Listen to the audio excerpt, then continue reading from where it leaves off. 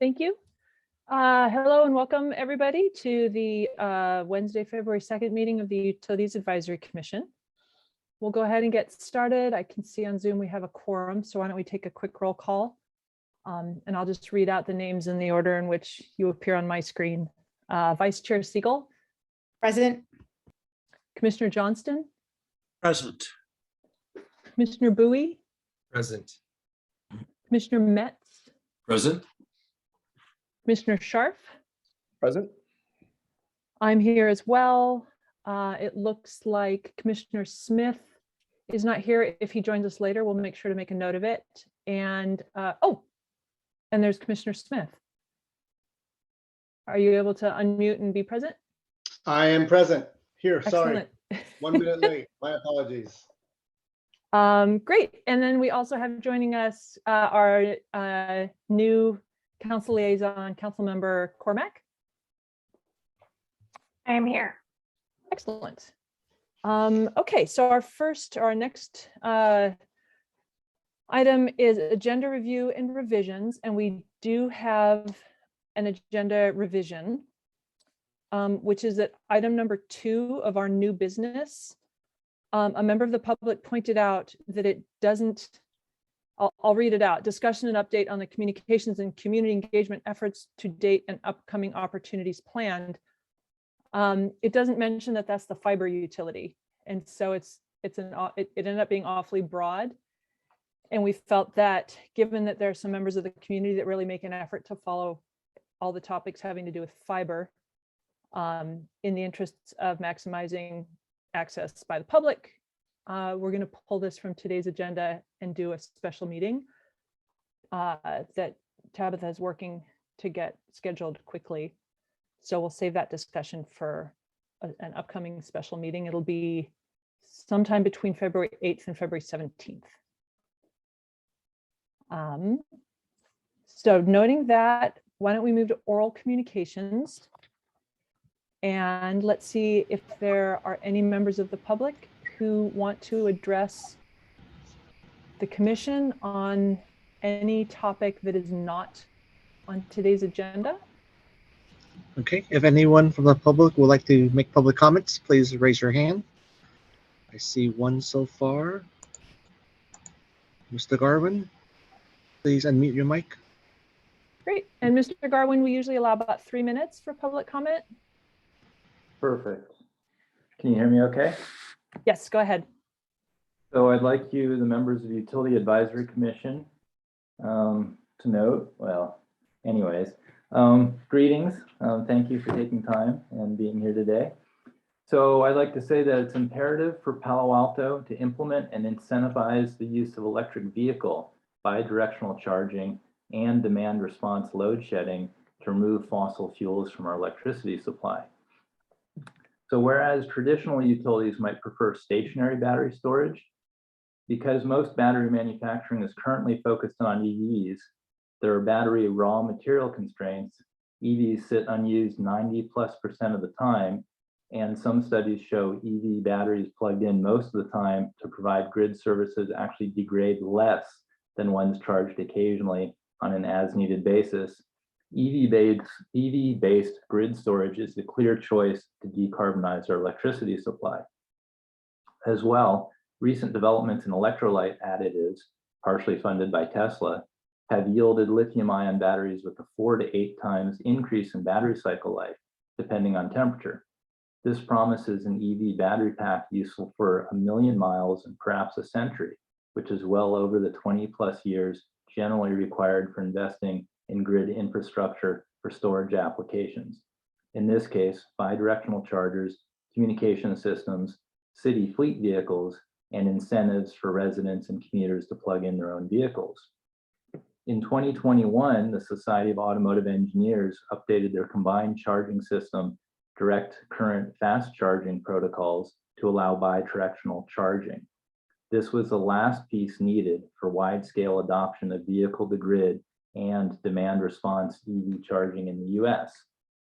The Interstate Renewable Energy Council has published Paving the Way: Vehicle-to-Grid Standards for Electric Vehicles, which describes how municipalities, public utilities commissions, and manufacturers now have all the standards necessary to implement vehicle-to-grid and demand response EV charging in the US.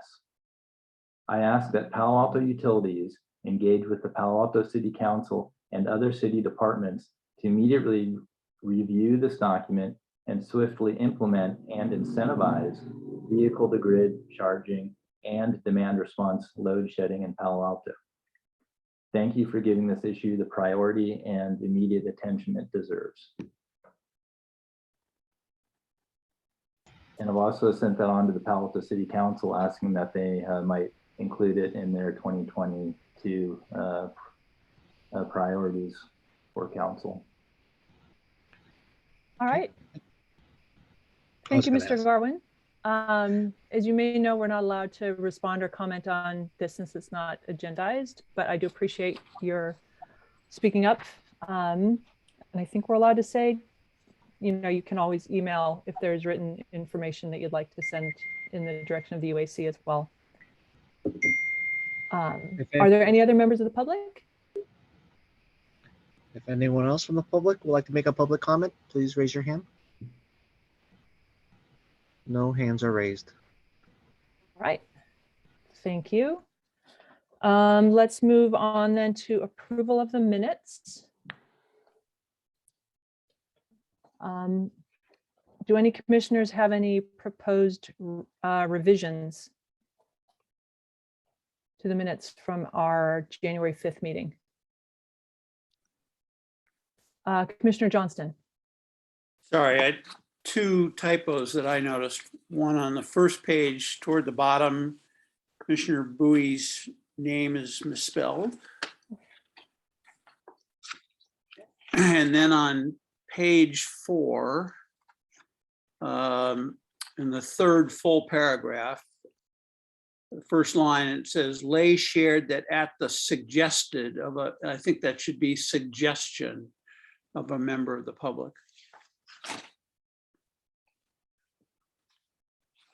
Those are the only comments I had. All right, thank you. Councilmember Cormack. I noted on the bottom of page 3 that a commenter said that Palo Alto is wildly known for having something. I'm guessing it might be widely. It's also possibly wildly. Just perhaps the clerk could check that. Good catch, thank you. Are there any other suggested revisions? All right, perhaps we can get a motion to approve the minutes with the suggested revisions. I'll move I would approval. move to approve the minutes with the suggested revisions. Can we get a second? I'll second. Excellent. All right, then Vice Chair Siegel, Approve. Commissioner Johnston, Approved. Commissioner Bowie, Approved. Commissioner Metz, Approved. Commissioner Scharf, Yes. Commissioner Smith, Yes. and I approve as well. So we unanimously approve the minutes from our last meeting. I don't think we have any unfinished business, so that will bring us to the Utilities Director report. Director Batchelor. Thank you, Chair Fassel. Commissioners, good evening. Also, welcome back, Commissioner McCormack. It's great to see you again. Thank you. So a little bit, start off with some updates just around our water supply. The latest California drought monitor shows the Bay Area and neighboring counties in severe drought. And that on January the 4th, the State Water Resource Control Board adopted some drought regulation, emergency regulations, reducing California's urban wastewater. And so there's new regulations that are out there. We are planning on posting some of these new drought regulations onto our website, and that is some actions that need to be required. No irrigation within 48 hours of measurable rain. No washing in of any hardscape with water except for health or safety. No integration on, I guess it's almost like astroturf type of ornamental turf. No public maintained street medians, And then, like I said, we're going to update. Those are the things that we need to do from utilities to update our website. Those are the ones that we don't have on there. That's pretty much what the state has asked for.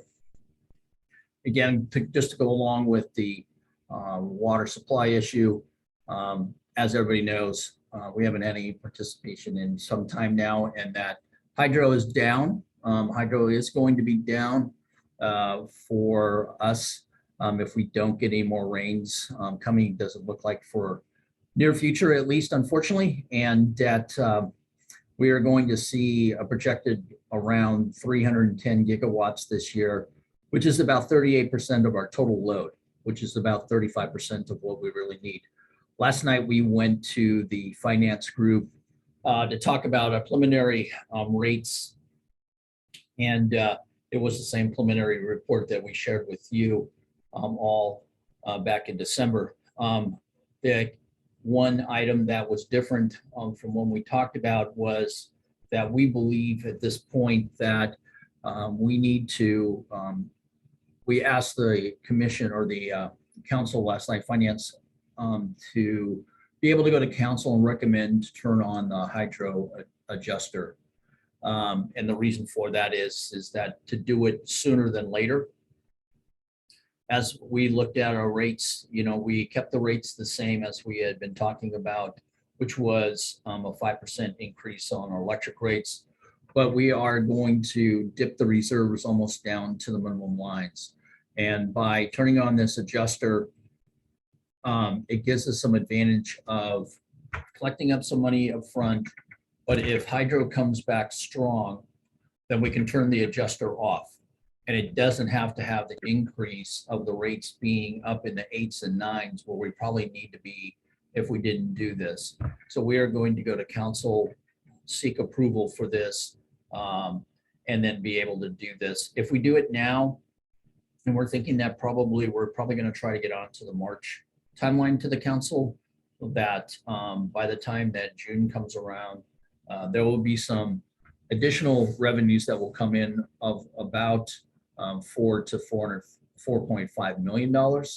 If we decide to wait until the June and the full budget process by July 1, then we're going to have to take some more reserves out. And there's a strong possibility that we will dip below the guidelines on that till we can bring it back up with the hydro adjuster.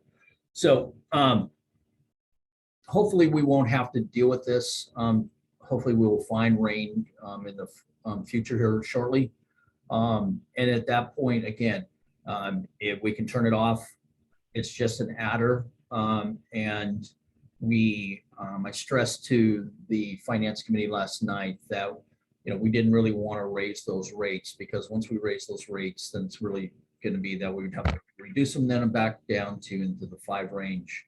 So this gives us a chance to collect some money, not dip so much in the reserves, and then we can, if we do, like I said, get late rains, we will be able to be in a better shape. So that happened last night. Us too, on Saturday, February the 5th, Utilities is going to be performing some power line maintenance around the Crescent Park, St. Francis neighborhoods. We have to take down a conductor line that has about 700 customers on it. The outage will probably last somewhere between 3 and 4 hours. It is emergency work.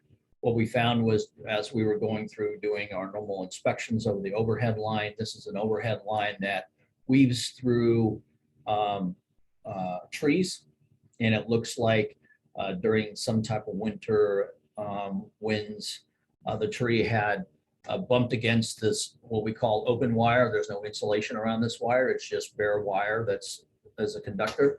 And some of the strands are actually they've come apart. So I didn't look at the size of the wire, but we'll just say there's 10 strands. Probably half of them are gone. They're actually broken in half. So this line is up there now with this whole line of circuit of 700 customers with half of the potential. So if we get some heavy winds and that tree shakes again, so we are going to have to take these customers down. We did notify the customers by pushing emails to all the email accounts that we had. We're short about 100 customers that we don't have emails. We actually walked out and hand delivered notices to those doorsteps. We are going to activate a text messaging to the ones that we have texts to, that will be able to remind them again starting tomorrow and Friday, to let them know that they will be out of service, so that the actual time frame is between 8 and 12. And that's the area right around the Embarcadero by Fire Station 3. And the reason why we're doing it on the weekend is there's a elementary school involved in the shutdown. We were going to do it on emergency purposes, but we're hoping that we get through this week, which, knock on wood, we will, so that we don't have to take out the school. So that's the reason why on the Saturday for the outage on that. Also too is that SFPUC blend changes. Again, we are starting to see them in the early January timeframe for water blend coming through the water system. They're working on their water system. So what that means is when they blend change, they're actually pulling water out of local reservoirs. And then depending on what's in that reservoir at that period of time, you know, we do see color, taste, hardness in the water changes. So we have put it out on the website that these blend changes are in place for right now. We think that they'll probably run through March timeframe, and hopefully we'll get back on to Hetch Hetchy water at that period of time. Also too is that 2022 Bay Area Sunshade Solar and Storage Group buyback program. So in 21, they battery storage group buy discount program and administered by the Building Council of Climate Change ended January the 14th. SunShares had a record-setting year. Most residents served and most solar capacity, and the program in its history of 6 years. Palo Alto was ranked #1 among outreach partners. We had 154 signups, and we were able to get about 179 kilowatts of power out for these customers that had signed up for it. There are 8 participants continue with the Home Efficiency Genie, which we will continue as well, assessment. And then there's also, during that Home Genie assessment, we were able to get 1 applicant to sign up for a heat pump water heater rebate. And the staff is still continuing to engage with SunShares for the coming weeks and for the rest of the program portions that we have. And then just a little bit around EV education.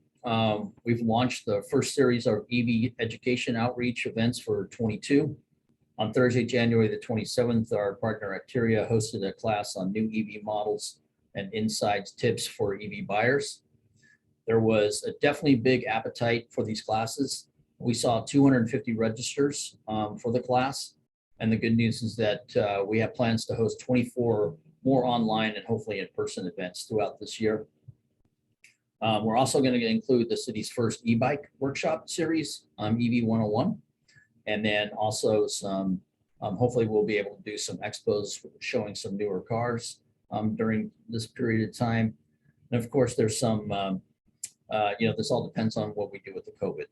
But right now we do have it scheduled to be online, but we're hoping that we'll be able to get out and share it with the community at that point with these workshops.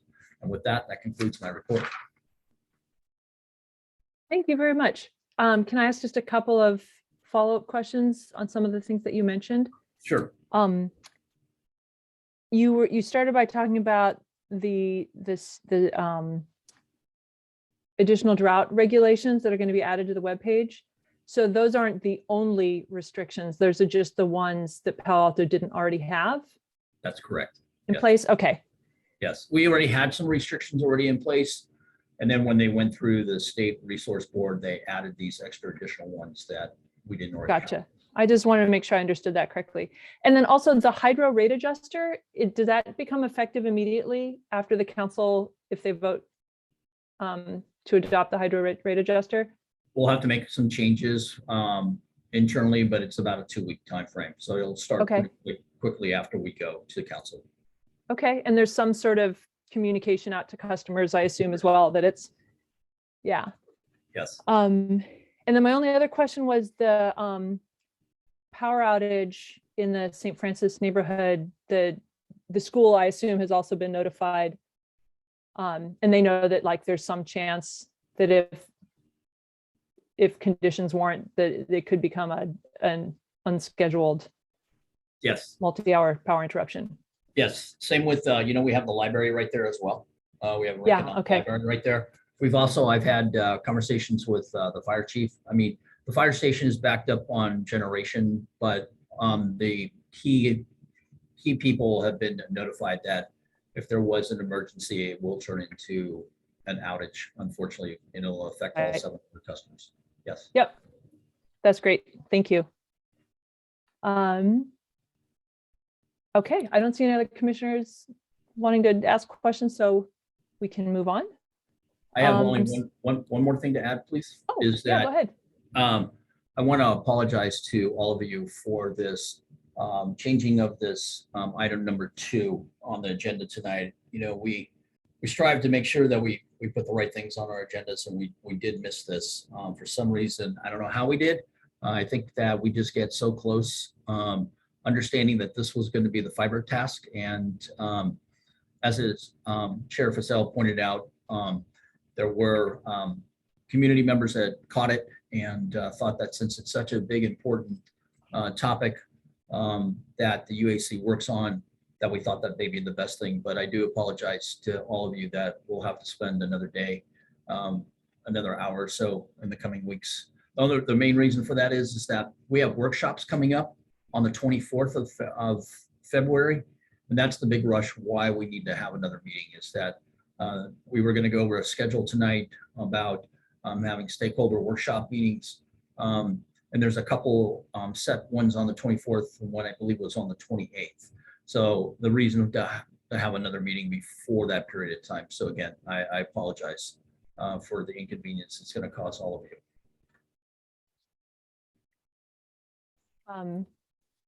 Thanks for that. Councilmember Cormack, I see your hand is up. Yes, thanks, Chair Forcell. Just one thing, Director Batchelor, with the communications to the affected homeowners. I wonder if you've also thought about working with the ESVs, the Emergency Service Volunteers, on those blocks, because that would be another group that you could notify. And they have presumably ways to communicate with everybody. So just one more communication option to add to your list if you don't already have it. Thanks. Yeah, we have not. So we will definitely look into that. Thank you. All right, why don't we move forward then? Our first item is the by now familiar resolution authorizing the use of teleconferencing, where we have to vote to authorize it 30 days in advance, so month by month for each of our next meetings. Are there any members of the public wishing to speak about the resolution on teleconferencing?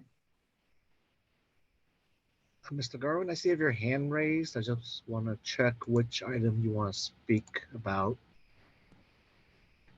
I just wanted to say I was all over the Palo Alto Utilities website and couldn't find anything about the upcoming scheduled power outage, and wondering if there are any announcements for people to find on the website, or is it only by you dropping information or contacting individuals directly? I think we missed Catherine. Catherine, are you able to respond to that? Yes, absolutely. Thank you for the question. Yeah, this has been a question for us as a utility about how much do we post this information publicly due to security concerns. And so when we have a planned outage like this, we directly notify the customers, and we opt not to post this information on our website for the general public to view, just because there could be some nefarious intentions out there. But yes, as Director Batchelor mentioned, we have directly commented, provided this information to the customers who will be impacted, and we welcome any questions or concerns. Well, thank you for clarifying that. All right, let's see. So back to the teleconferencing question. Are there any commissioners who have anything to comment? Yes, Commissioner Smith. This comes up often, and we've talked about it in the past, but if we are going to remain online, did we ever come to a conclusion on the time of the start of this meeting? Or did we just default back to 5 o'clock because we never reached a conclusion on going back to regular in person? I believe we voted as a group that when we were online, it would be 5 p.m. and as soon as we were back in person, it would be 6 p.m. Okay. Does any staff member want to clarify? That was my recollection on that, Chair, that we voted on this. Brilliant. Thank you. That's all I needed. All right. If there's no further discussion, does anybody want to move adoption of the resolution as stated in our packet? I'll move adoption. Second, All right. Let's see. Vice Chair Siegel. Approve. Commissioner Johnston. Approve. Commissioner Bowie. Approve. Commissioner Metz. Approved. Commissioner Scharf. I'll vote yes. Commissioner Smith. yes. And I vote to approve as well. So next month we will be online and then we will take it from there. Perhaps hopefully eventually moving to a hybrid format. All right, let's see. So then as discussed, we're going to skip the item that's noticed as new business number 2 and go straight to new business number 3. Discussion and presentation on the electric distribution infrastructure modernization for SCAP. And why don't we first see if there are any members of the public wanting to speak on this topic? If anyone from the public would like to comment on this topic, please raise your hand. I do not see any hands raised. Oh, hold on, I do see one.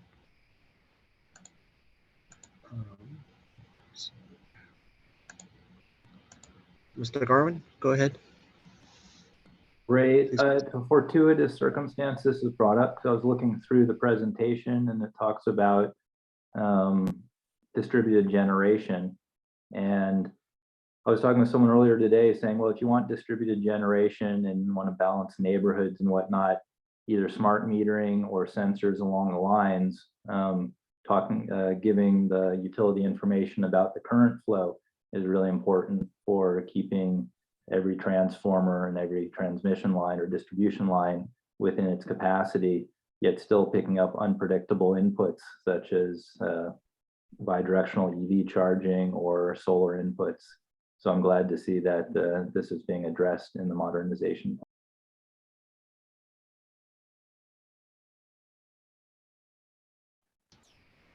All right, and we have Thank another you, speaker. Mr. Garwin. Oh, we've got somebody else. Yes, Mr. Cole. You should be able to unmute now.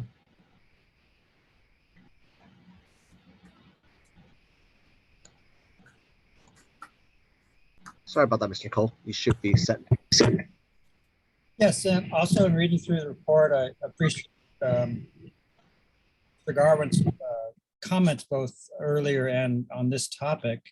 The other question I had was, have the utilities considered the advantages that Rule 21, as it applies to all interconnected devices in California, will help them to realize this integration of two-way transfer of power to and from the local grid. Rule 21 allows for correction of reactive power, both inductive and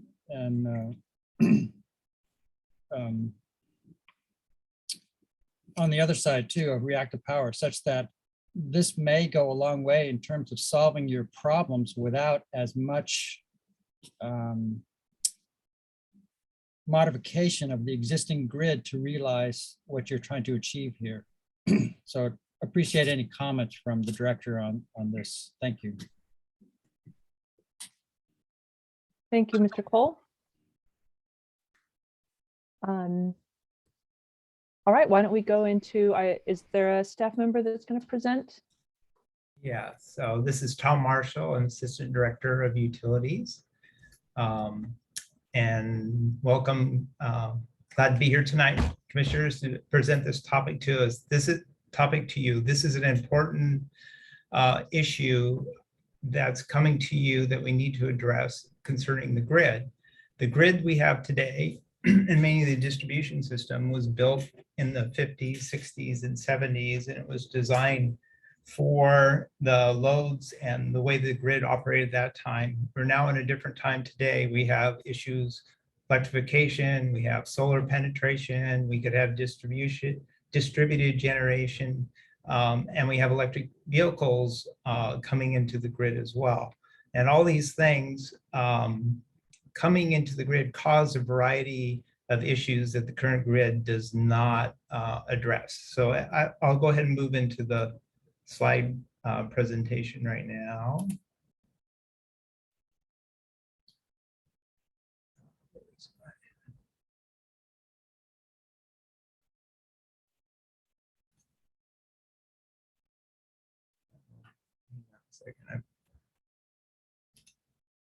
Here we go. Okay.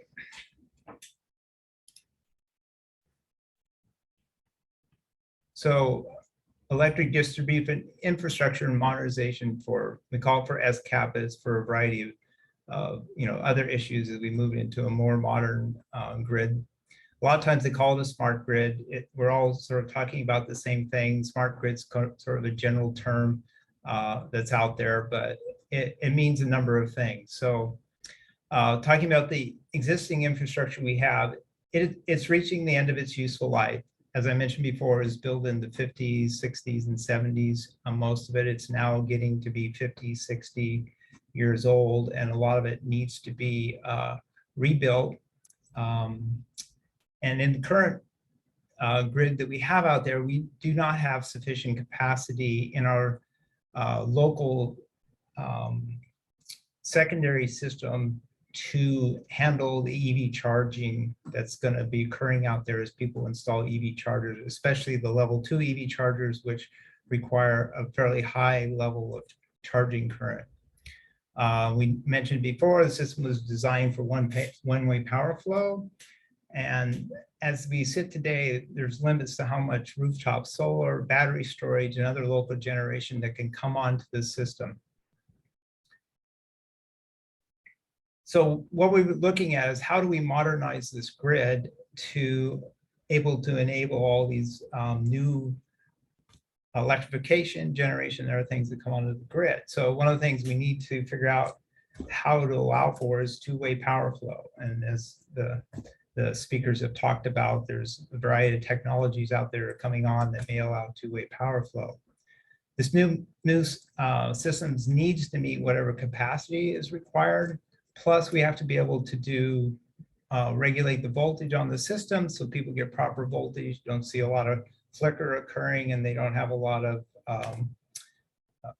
problems with voltage on their systems. And the third thing is we have to be able to protect the system itself. In case we have a fault on it, we have to be able to open the system and protect the system from damage, and also to protect the public from being injured from a power line coming down, or other things that might happen. So we have to figure out ways to do that with this changing grid. And these things are more complicated as we get this two-way power flow on the grid. It becomes much more difficult to do. And some of the technologies to do that are just beginning to emerge now. They're not fully in place today and able to deploy. Again, we talked about it needs to incorporate local generation sources. It needs to provide higher levels of reliability and resiliency. So what we mean by that is we need to have electricity up more often. And also when we have problems on the electric system, we need to be able to restore more of it in a quicker fashion so that we can keep people's power on.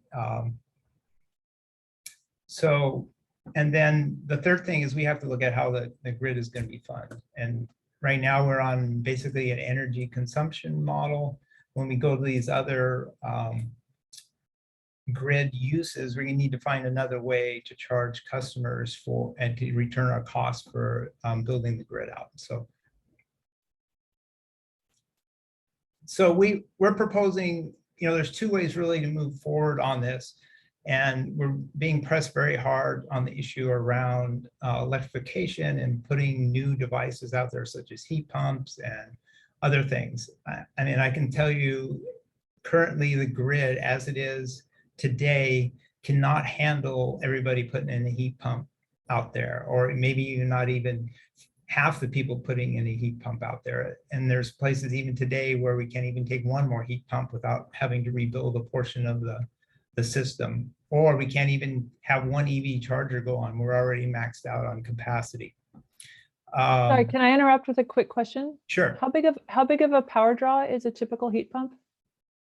So it depends. They sort of vary depending on size. I think they could be like 4 to 6 kV, if that means anything. Kilowatts? 4 to 6 kilowatts? Yeah. Okay. Yeah, that's a lot. So, and then you have a EV charger. If it's a level 2, it can be 14 kilowatts or more. So we have and I'll get into this a little more, maybe give you an example of a system out there so you can see a little more with your own eyes sort of what the problem we have out there. So we're looking at this and trying to figure out what are our options available for moving ahead. So like I say, there's a big push to do this electrification. And one way we can go at this is just let it continue and we fix the problems as they come to us as fast as we can and try to deal with them. The problem with doing that is that we don't really have staff to handle problems coming in on an ad hoc basis. We're just keeping up with the infrastructure upgrades we need to do on an ongoing basis. And as more and more electrification comes in, it's going to increase our need to rebuild portions of the system. And we just don't have staff today to handle that. So, and there's other things we have, so what could happen to say if we go ahead and do the electrification, people come in with a lot of it, or we go out and promote it, we're going to have lots of customers coming in. It's going to lead to lots of upgrades. And at the end of the day, we're not going to be able to let customers connect until we can make some of these upgrades. Otherwise, we're going to damage the system or burn the system down. So, I mean, so we're sort of dealing with this thing. Do we just let all this stuff come in and we'll try to deal with it? The problem with that is we're going to have difficulty keeping up with a load like that because it's not planned. We don't know where it's going to come in. A lot of times when there is a problem, it's going to be coming to us from customers complaining about the service levels they're receiving, which at that point we'll have to go out and investigate, figure out what it is, and then we may find out the transformers are overloaded, and then we have to go through the process of replacing transformers after the fact. The other way we're proposing is to do this in a more organized, planned way where we can upgrade the system in advance and plan ahead, figure out how we're going to fund this, take a look at all the uses we see and what we might need to accommodate on the grid, give us some time to train and bring staff up to speed so that we can have staff on board to deal with some of the issues. We would hope that if we can get these improvements done, we can just allow whatever uses that need to come on the system come on the system, and they won't need to be each one be reviewed. We will already have the grid in place to deal with whatever comes at us. And in my opinion, this is going to be much more timely and cost-effective than going the other way, where we're just dealing with issues after the fact as they show up. While this is going on, we still support, the natural progression of electrification that will be coming in. We have that today. We have people electrifying their homes, and we deal with those on a one-off basis. Like I say, the concern we have is if we go out and begin heavily promoting electrification and cause a lot of them to come in, we're going to be just chasing our tail trying to keep up with them. The cons of this is that it's going to take a little more time to get this ready. And there are going to be delays in how fast we electrify because of getting the system ready.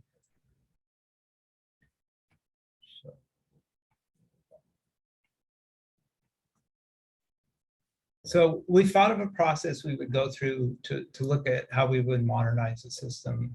And so one of them, what we're doing right now, in fact, we've already gone out and doing getting a proposal for a consultant to do a general study of the grid and determine all the needs we might have out there to figure out, different things, how we're going to deal with voltage regulation, how we're going to deal with protecting the system with a lot of local generation on it. And so they're going to come back and advise us sort of on what the general things need to be done to the grid. After that, we would analyze and prioritize what feeders and substations might require upgrades. And then we would try to establish, following that, design and build contracts to go ahead and begin upgrading the circuits out there. And then that would be followed by the marketing plans and the targeted electrification. So as this rolls out, it won't roll out the whole city at one time. It's going to take some time. So we will roll it out, either by neighborhoods or by circuit. And we would, as we roll them out, we'd begin the marketing plans for each of the areas that we roll out in to allow people to begin their electrification. Mr. Marshall, can I interrupt for 1 second, just because a couple commissioners already have their hands up, and I'm wondering, Commissioner Smith and Commissioner Sharp, did you want to get your questions in now before he moves on? No, Yes, let him please. finish. Okay, go ahead. Well, go ahead, finish. That's fine. Okay. So, and I will sort of bring this up, I think, is the whole issue around staffing needs. So we are very understaffed in both engineering and operations on the electric side today. I think, in engineering, I think we're close to only being half staffed today. Those are areas we're managing and advertising for employees, but we need to figure out ways that we can attract and retain people to work on these programs. And just issues around compensation and whether we're competitive with other agencies in the area on staffing, and whether we can attract people to Palo Alto, which is obviously a very expensive place to set up a residence. So we have to think about that and how we might roll out a compensation to allow us to hire the people we need to run these programs. So I guess I would leave it with that and open it up to questions. One other slide. So other needs for grid modernization. So some of the things to allow things to move more quickly is we need some way of streamlining the contracting process as best we can. Things take a long time in the process right now. RFP takes about nine months to get to the end of an RFP, and contracts from when you send them out to when they're ready to go is about six months today. And if this needs to move quickly, we need to figure out a way to move that process more quickly. And then the last thing I have is how we would handle governance, and that may help with this issue around contracting and things. Is the current governance we have, is this the best way to run a project such as grid modernization? Is there some way we can set up a separate governance structure to push this forward on a faster time schedule, or some sub-governance structure they put in place by the city to run this program at a faster speed? And those are just thought I don't know how that would be done right now, but I'm just throwing that out as an idea that figuring out a way to move this in a much quicker way through the systems that we have. And then just the last thing, I think in terms of, electrification, solar, battery storage, and microgrid, these are programs that really have to be managed by the utilities because of the infrastructure issues that lie behind these programs that we need to address.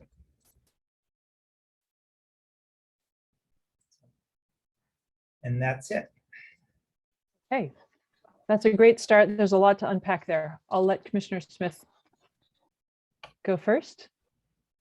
Thank you, Chair. And thank you, Assistant Director Marshall. I think Chair put it succinctly. There is a lot to unpack in this presentation, and I'm trying, and I have tried to understand specifically a couple of things. One, let me begin with a question. Have we done a risk assessment by neighborhood for those neighborhoods that are under stress when it comes to loads? So have we gone through neighborhood by neighborhood? No, but I can tell you that the majority of the secondary systems and transformers we have will be undersized in electrification, and that's going to be pretty pervasive throughout Palo Alto. It isn't, there are locations where we might have capacity, but to be honest with you, there's going to be few and far between. So sorry, Assistant Marshall, when you say that we're under a shortfall, you're basing it on an assumption that there is a certain number of EVs and load per household. Is that right? Well, correct. So it really has to do with the design of the system. So we talked about before, the system was designed, 50, 60, 70. And in Palo Alto, at that time, people didn't have electric heating. They didn't have air conditioning.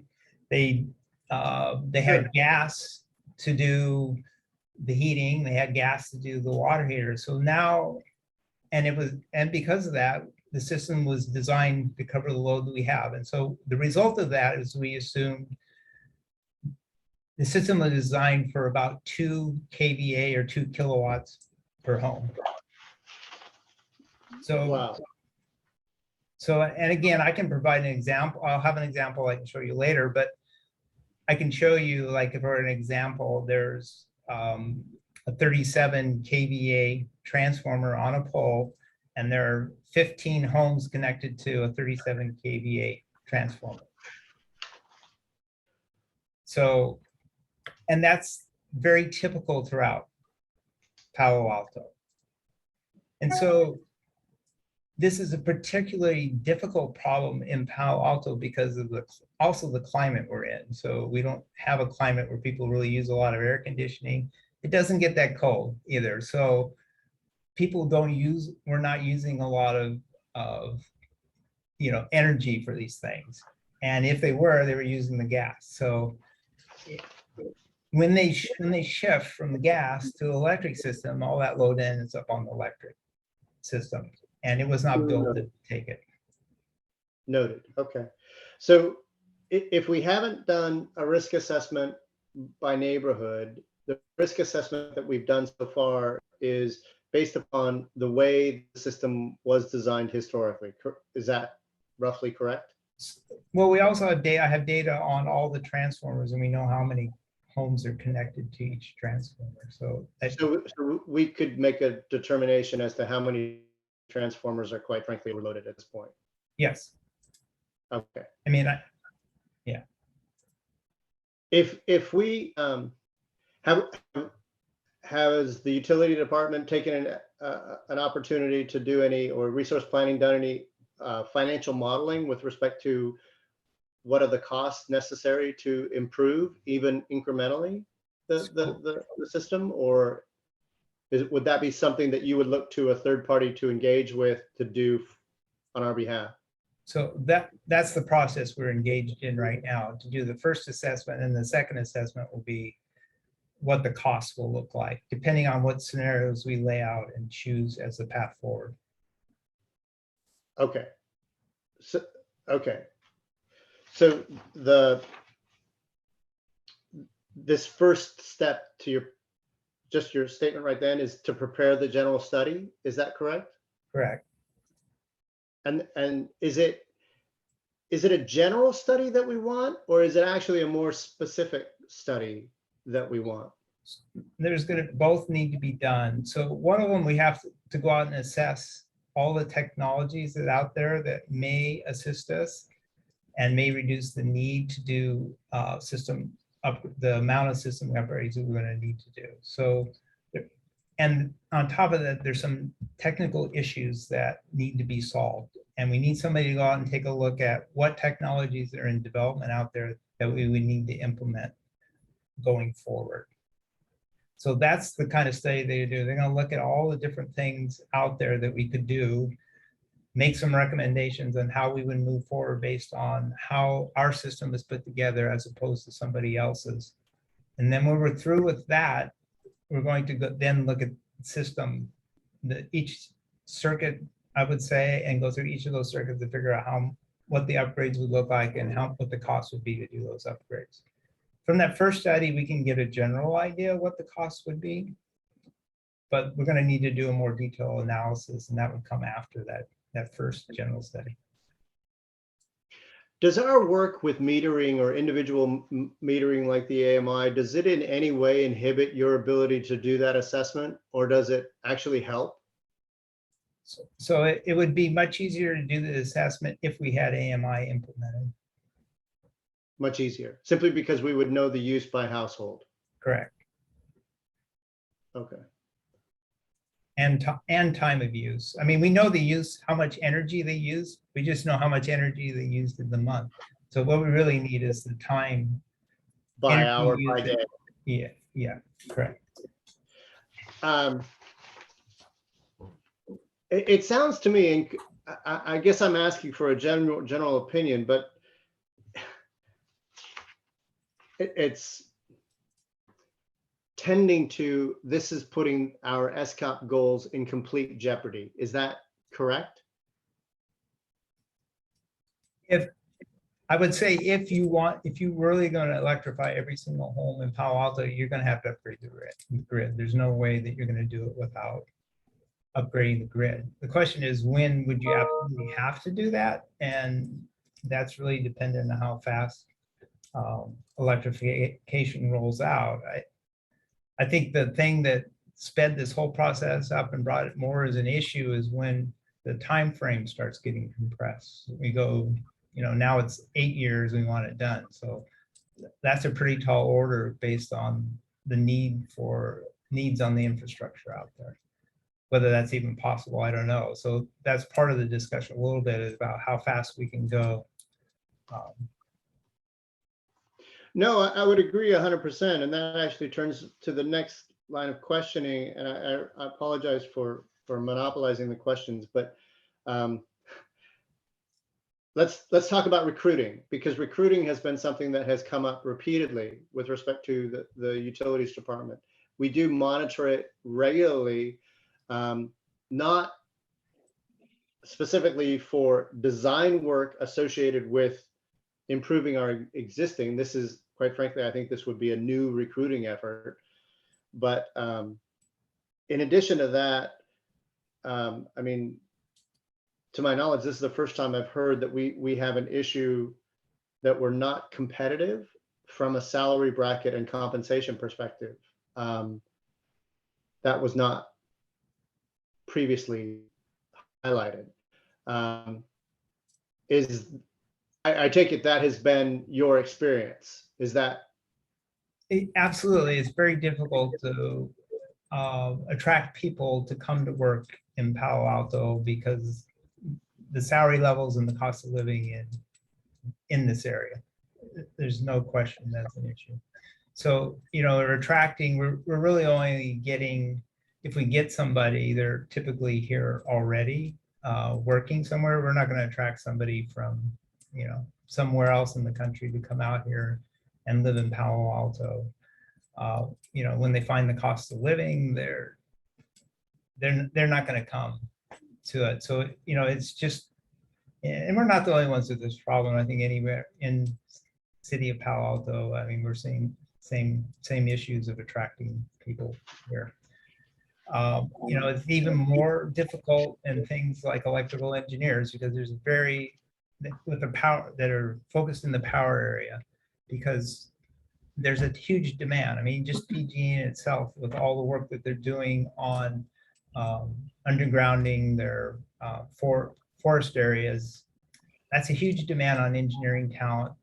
Nationwide are being pulled out here, and they're pulling them in the PG&E area, but they're not coming into a high cost of living area like Palo Alto. Maybe they're in, Concord or wherever they have their engineering facilities, so they're somewhat able to attract people. But I mean, it's my belief if you want to attract people, we're going to have to be aggressive on how we, what we pay for these jobs, such that we can attract people into Palo Alto and get these programs moving. Understood. My last question is on a bullet point that you highlighted in governance. Electrification, solar, battery storage, and microgrid integration should be a program managed in the utilities department. Are you highlighting that they're under the purview of the building department at the moment? Yeah, so I'm not highlighting. I think these are all sort of, I mean, it's generally being run sort of out of the SCAP management, and possibly could stay there. I guess the concern that I have a little bit is, we're moving ahead with a lot of things sort of on the SCAP side, but the infrastructure piece is not really being dealt with. So my concern is that we make sure that we get that infrastructure piece addressed in the SCAP. And we've had a discussion with the city manager, and I think he understands sort of the issue that we need to deal with, in that we need to have a plan that we can present. The piece that's been missing from the plan, at least in my viewpoint, is we haven't addressed this issue about what needs to be done with the grid. And that's sort of why we're bringing this topic up to the UAC today, so you understand sort of the underlying concerns are out there with the infrastructure.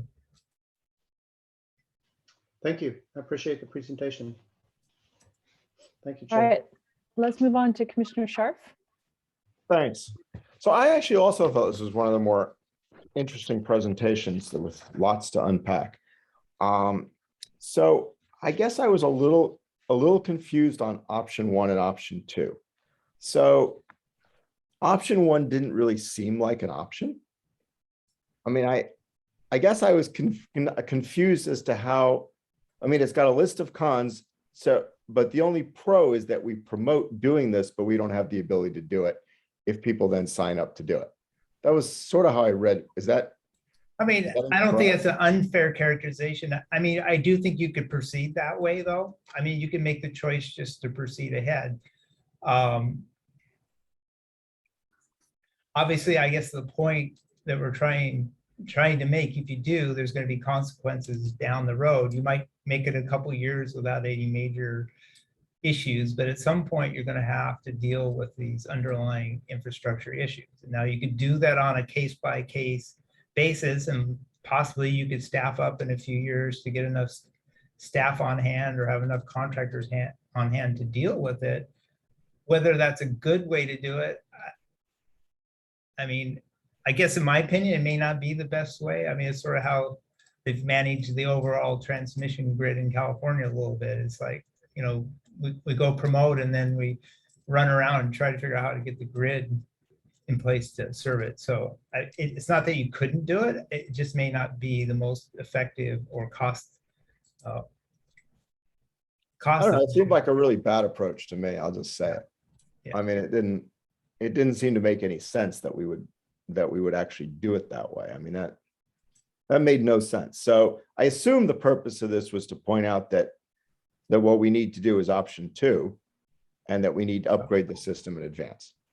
And Yeah. I guess I'm assuming also that the point of this was to bring to our attention something Commissioner Smith just said, which is it's great that we have this SCAP and these goals and that we're pushing for electrification. But before we can actually do electrification, we have to modernize the grid. And we can't, until we modernize the grid, we cannot meet the SCAP goals. Was that, I mean, that's how I read this. And I would say, yes, that's true. So what we really need to do is to move forward on modernizing the grid. The only con that I was surprised, so was cost. I mean, the reason for option one is you don't know if people are going to take you up on it. You don't know if people are actually going to transition. You don't know if you're going to get political backlash. You don't know if, right? Right. And so that's really, to me, to seem to be the pro of doing option one, was that you don't spend all the money up front, right? But yet there's no discussion of, okay, it's going to cost $50 million to upgrade the system in advance. And I think that to me struck me as a huge hole in this. It Okay. struck me that when you go to, if I had to make a decision about how we wanted to do this, I'd want to know how much money you're going to spend if we go on option two versus the approach on option one, and what we could actually move on the margins in option one versus the systematic approach in option two. I mean, I still think we should probably do option two, but it depends a little bit. I mean, if you tell me it's going to cost $100 million to do option two, and everyone's going to have to triple their electricity bills, I think it makes a big difference on how we approach it and how we think about it. So I think that's a key issue. And I guess that you're getting from your studies, right? Steps for Correct. modernization. Correct. So, I guess before any decisions are made about option one and option two and how we approach this, you are going to go forward and do the steps for modernization first. Is that true or not? So, yeah, I mean, I think, like you said, we're going to do another study. I mean, I think there was a study years back that was done, but we're going to go back and take a look at that. I think there was a study done one time that said $80 million. I don't think that's anywhere near enough to modernize it. So I'm not, really to talk about the numbers until we do another study to see how much this is really going to cost. Previously it was done, I think maybe by an intern with the city. We're going to have this done by somebody with a little more experience in the utility business before we come back with the numbers that you're looking for. But absolutely, what we want is to look at the numbers and present them so you can make a rational decision on which really makes the best sense to go. And so is the rub here that we may not be able to, first of all, match the time frame from a practical standpoint of what it's going to take to modernize the grid and the money and the current goals in the SCAP. And so therefore the goals in the SCAP are going to be pushed out whether or not we admit it or not. I mean, is that because from a practical point of view, it just simply can't be done? Right, and I don't think we know, is it going to be universal electrification? Is that going to be required? Is it not going to be required? Or are we just going to let people make the choice? I think those are all things that have to, we don't know the answer to really today, although they're talking about universal electrification. So those we have to evaluate as well. But I'm gathering we can't tell people they have to universally electrify if we're going to cut the power off to them and they can no longer have enough power to heat their house. And, right. I mean, I'm assuming that's not the plan. That doesn't make a lot of sense. Correct. Well, but if I could add to Commissioner Scharf, as Tom was mentioning, I think the thing is that option one, we just put that in there, knowing that if individuals go around and they want to pick and choose whatever areas that they want, and our goals are, the problem is going to be is that costs are still going to be high because we're going to have to possibly, fix the system in that one circuit or one area because it's going to have impact to all of these customers. But the worst thing about it's going to be is the customer's ready to electrify, but the utilities is not going to be able to do it with a snap of a finger.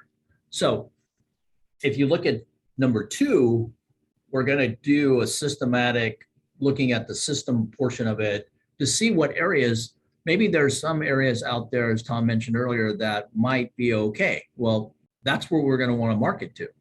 Yep. To get that goal going to move forward. So I think the thing is also, as Tom mentioned, I think it's costly. We think that right now that the substations and the main feeders are going to be fine. We think that those aren't going to have to be touched. And that's where the biggest piece is, but it's going to be the secondary. It's all the transformers, all the secondary wiring and cabling and all that, because that's where the biggest impact is to the connection to the customer. Right. No, I'm assuming what you're going to need to do is to sell bonds that you're going to, and that would be the right thing to do. Yep. It's probably a 30-year life of the new equipment, or at least, right? So you could sell 30-year bonds, and why would all the current customers have to pay for everything that people are going to use over the next 30 years? So, it seems to me that clearly it needs to be modernized, and that a systematic approach where you then go out and sell bonds, get the money, take a systematic approach to do this is the right approach. And then I think we just have to align the SCAP with what can reasonably occur from a practical point of view, so that, frankly, so that people aren't saying, why have you not done this already in the time frame that we thought we were going to do it, or whatever. It's because we're out of modernizing the grid so we can do it. And I think your two-pronged approach of where we can upgrade for people who want to do it as quickly as possible, if there's capacity for them, then we obviously should let them do that.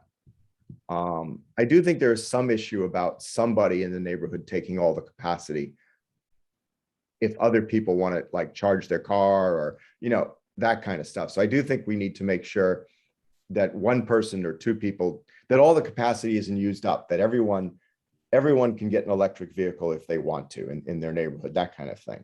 Right. And I'm also assuming it's a lot cheaper to do a systematic approach that continue to try and do one-offs to upgrade. I'm assuming that, but I could be wrong. It just struck me as intuitive. We would agree that it's going to be more costly to do it systematically than one-off.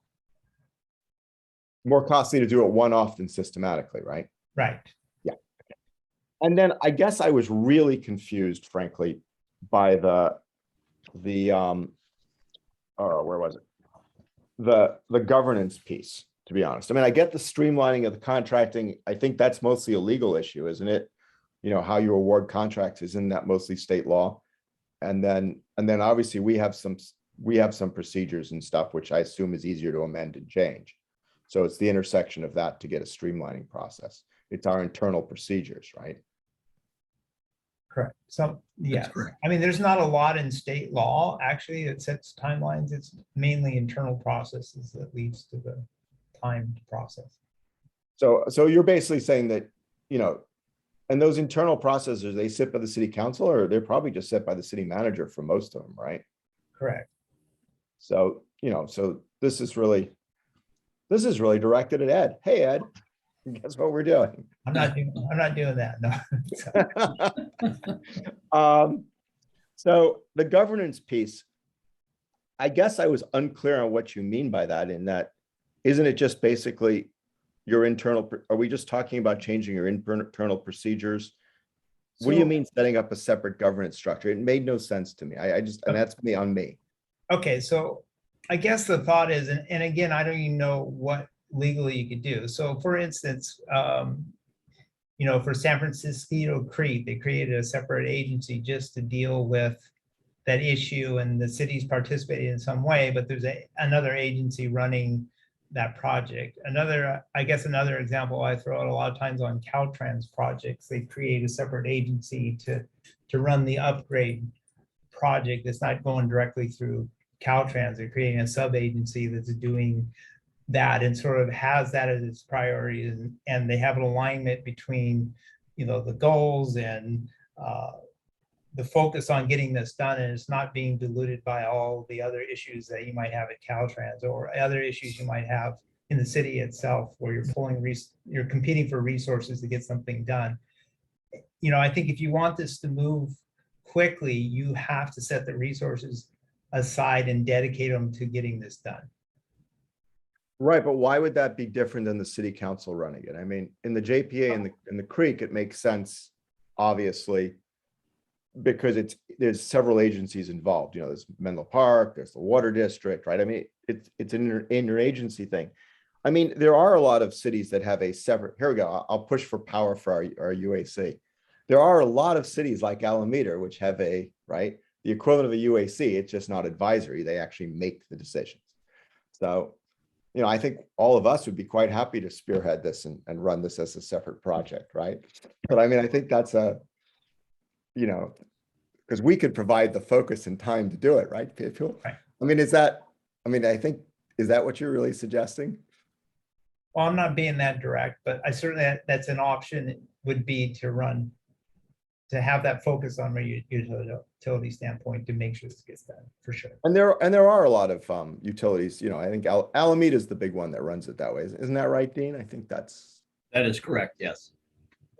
And that's and then I actually, think in LA, they have utility directors, a separate utility board as well. I think it's actually pretty common for small utilities nationwide to have separate boards, I think. Yeah, and there are the smattering that's also run through the city too, but yeah. Right. Okay. Well, I mean, I think that's an interesting thought. I mean, I'm fascinated by it. So I'll cede the floor and let everyone else ask their questions. But it's a great presentation, Tom. Really, really appreciate it. Vice Chair Siegel. Thank you. Yeah, really appreciate the discussion and the questions and comments from Commissioners Scharf and Smith. So I won't repeat any of those. I had a couple additional questions. Some are little, some are maybe to come back to. One, I'll start with the biggest one, this comment about future grid attributes. The last bullet point is changing funding for the grid away from an energy consumption model. And that's I think a big topic that's coming up with a lot of utilities right now. And as there's more rooftop solar, I know that the PUC is talking about it right now. And I do think that's something that we should be getting some information about, and I would really appreciate a whole nother conversation about that. They're certainly intertwined, but I don't think that conversation has to hold up until we decide what we're going to do with the electric infrastructure by any means. And I'd really be interested in knowing how rooftop solar is impacting funding for the electric utility. Anyway, I would just be interested in that. And on rooftop solar, I'm also wondering on the other side, how much does having more rooftop solar help? Maybe it's not enough, but help defer some of the needs in certain neighborhoods for some of the upgrades. Do we have enough rooftop solar going back into the system to help, or does it hurt it because it's going back? So the issue that we have to deal with on the grid, yeah, solar produces energy, but it's only producing energy when the sun is out. So let's say we move, you know, to vehicle charging, that's not necessarily going to happen when the solar panels are on the grid. So unless you have some kind of storage system with that solar, you're just going to be loading up the transformers even further because there's no solar out there. So it doesn't really provide any benefit when the solar is not available unless there's battery storage combined with it. So we should be encouraging battery storage is what that sounds like. Well, I mean, we could, and those, you know, there's other issues we have to deal with the battery storage as well. But yeah, I mean, then maybe that's the solution, the battery storage with the rooftop solar. But, you know, a lot of that we have to figure out how to integrate it, but certainly would help with this issue of, you know, the load, when the load's there and when the solar is available to supply the load. It's an important issue. Well, I mean, it just sounds like we need some, it sounds like we need some kind of bridge solution, and then we need a long-term solution. And so maybe that's a piece of the bridge solution. Maybe it defers some of those one-off transformer upgrades so that they can be subsumed in a bigger program. Yeah, I mean, there's other sort of issues on the grid related to the electrification, which we really haven't talked a lot about, but some things. So one of the issues from a system design point we have to work with is what happens if we have an extended outage on something. So let's say a circuit, or even the transmission grid outage that we had that lasted 12 hours. So what happens when the grid comes back up? And the issue with that is that, unless you find some way to control what comes on, everything wants to come on all at the same time. Your house is cold, so all your heat pumps are coming on. Your EV hasn't charged in 12 hours, so now your EV chargers are coming on. So you can see this mass influx of load occurring, and we have to plan and deal with that. And there may be technological solutions so we can defer all that power coming on at the same time. But when that load is sitting out there with the potential to come on, there are times when the diversity of when those load comes on, because typically they all come on at different times and it evens the load out. But when you have a long outage and then everything comes back on, it all wants to come on at the same time. And we have to design the grid to be able to withstand that when it happens. That makes sense. And a challenge all at the same time. I also had a question. So this Commissioner Smith touched on it about the compensation relative to the cost of living. And I would be really curious to know, for each 1% or whatever the percentage, like a cost of living raise for utility workers, include like all in health care costs, pension, how that translates. And you may not know now, but how that translates on a customer's bill. I mean, just one thing I would comment on that I just popped in my head a little bit, but like on PG&E currently for linemen on the peninsula and San Jose, they're giving a $50,000 bonus for signing on right now. Wow. So yeah. And on that, the other question, which it may not be fair to throw this out, but it occurred to me as we're talking about hiring, is whether we need to think about expanding which unions we negotiate with, because as I understand it, that is also a limitation for some of our employees, because they're not IBEW. We're not IBEW. Right. Right. And again, that's maybe an additional discussion for another day, but when I think about this, it comes back to that question often. And so that might be something we need to think about. I appreciate there are a lot of legal implications and a lot of work associated with that, but if we're always short staff, that also requires a lot of work and costs associated with that. Oh, and then I was just curious, I don't know, just doing the quick math, how many transformers we have out there? It seemed like, I don't know, 10,000? Oh, no, not that many. Sorry, I mean, at one, let's see, what was my 2,000 or something, 1,000, 2,000 around there? Yeah, I think it's more than that. I have the numbers here somewhere, but let me see if I can.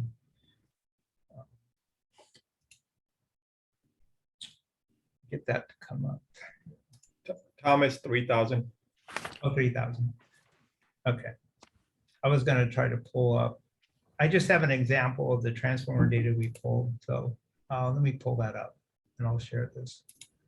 Even while you're pulling that up, I guess that occurs to me, if you're talking about that kind of volume, that, if it took 3 or so years to come up with a plan, it would take, what, a couple years even to upgrade that number of transformers? Yeah, it's more it's just not going out and hanging the transformers as well. I mean, the poles out there may not be able to handle the weight of these larger transformers, so poles need to be replaced. So it's a general upgrade. Now, I will say that the system is in need in a lot of ways for an upgrade. It's old, it needs to be replaced anyway. So it's some of this upgrading would have happened just over the course of time. The issue is sort of the acceleration and the additional needs to put additional equipment out that makes it, that's where the additional costs come. You mean because we're doing it quicker, the load has just grown so quickly, or? And we're doing electrification. I mean, we were out rebuilding the system. We normally go out and rebuild it, but we were rebuilding it, adding some capacity as we go and correcting things as we go, but it wasn't really anticipating having to accommodate electrification in 10 years or 15 years, if that makes sense. That makes sense. But now that we're here and we know what we're talking about, even just sort of maintenance and upgrades and sort of the ordinary course, it seems to me at this point we should be upgrading for that, for anticipating that. So we do that today, but they're only coming in, the few that we get for new customers that come in. If they require a transformer upgrade, at that point, we'll be replacing the transformer and rebuilding parts of the secondary network when we do that. But a lot of them still come in, and because we don't have that a lot of electrification occurring, they're just putting the normal homes in and we're putting them back on existing transformers just because we don't have staff to do a bunch of extra work right now. So it just, I'll stop after this, but it sounds to me that one of the first things we should be doing is hiring staff now, because we're already understaffed for everyday maintenance, anticipating a greater load. Yeah. Expand. I just want to emphasize one other point, that we're not saying we're going to staff up to handle all electrification. A lot of this is going to be done through contracting. The staff we need is to actually run contracts and to review work for the contractors. It's not like we're going to be adding all the people to do this work. That's just not probably practical or even possible. But we have a lot of vacancies in the engineering right now as well. And we have experienced engineers leaving still for retirement and other reasons. And so we have, just in our normal staff, we have significant vacancies today. Yeah, if I could just add to that, is that, we just asked for 3 additional engineering positions in the mid-year that will be getting approved because of SCAP. And we know what will end up happening is that we've had these positions, as Tom mentioned, open for some period of time.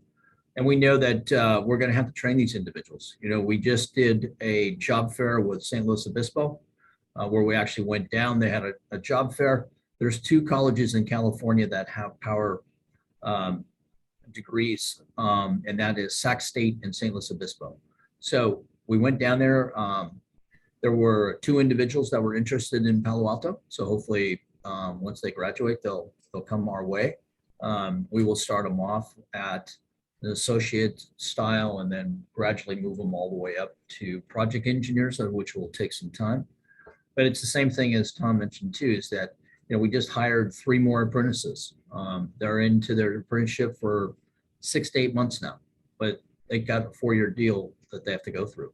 So once those folks get to the 2 to 3 year period, we'll hire some more apprentices, because we've come and known that we can't compete with PG&E at $50,000 that we're going to try to find. And even if we did, I mean, some years ago, we raised the lineman's classification and the hard to fill positions by 22%.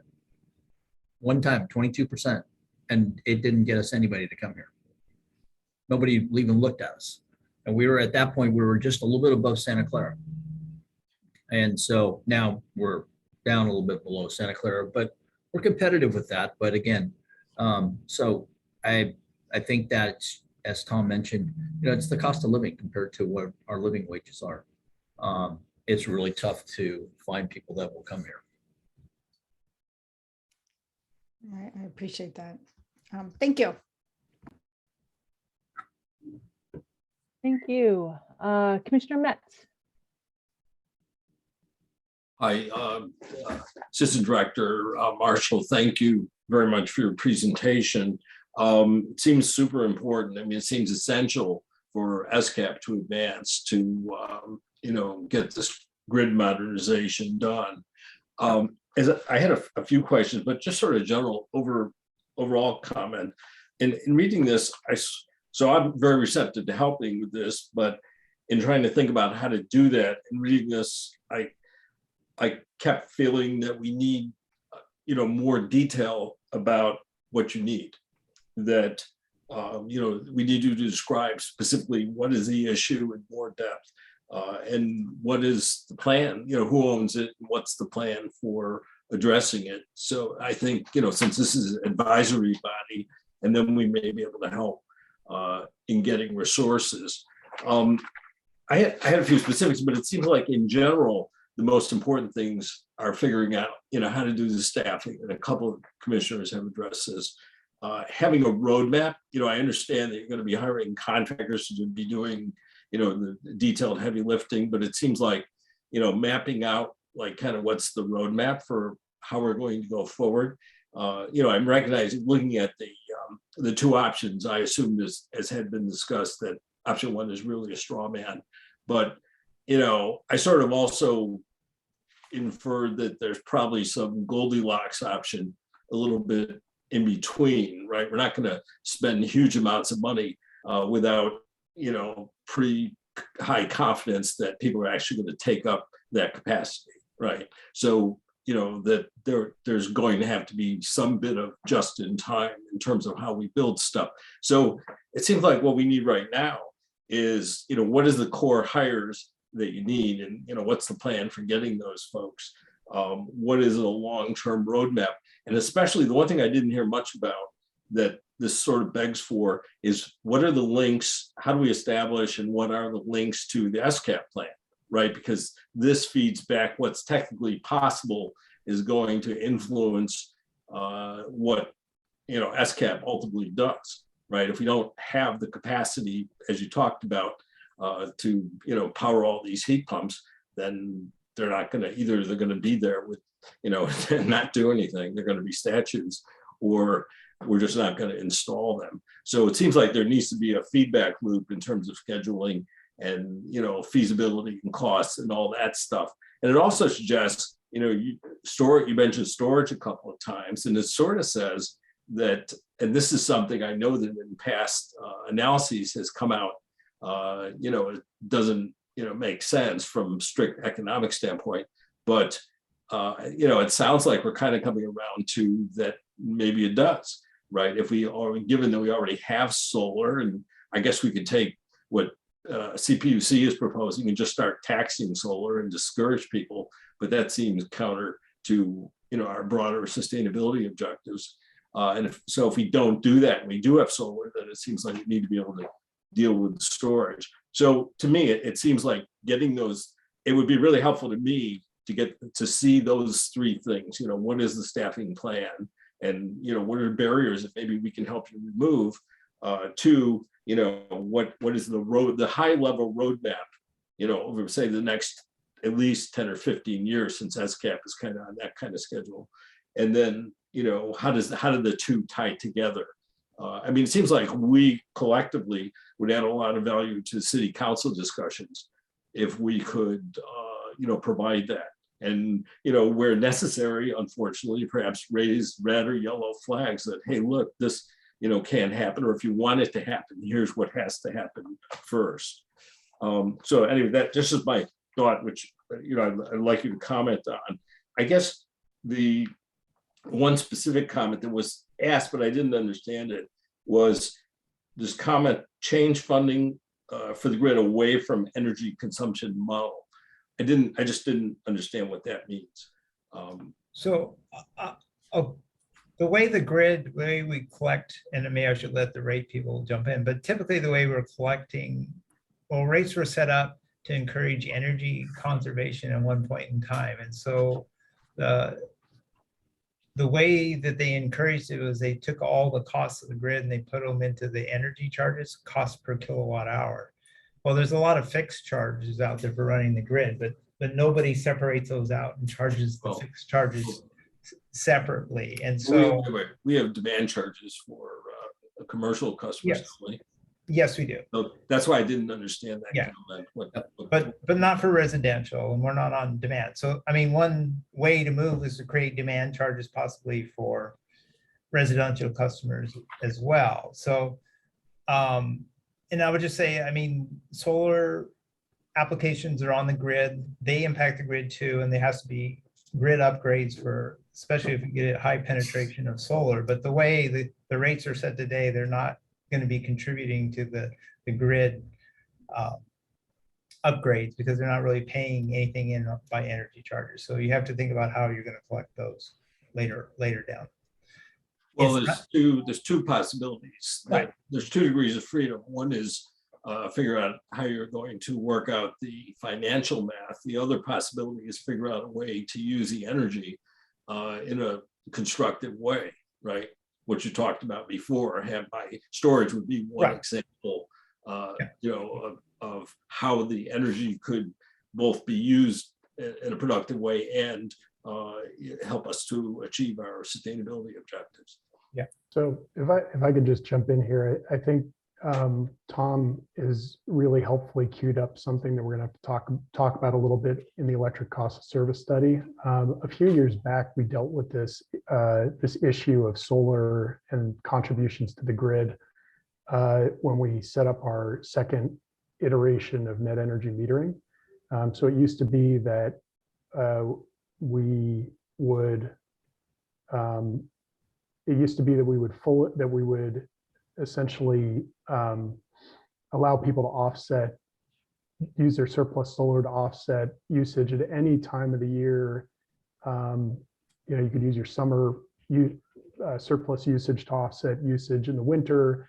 And our second generation did away with a lot of those extra incentives. So I think a lot of the issues around pure solar have been taken care of, and some of the incentives are in place to get storage to operate the way we want it. But energy storage has created some new potential issues that we're going to have to tackle.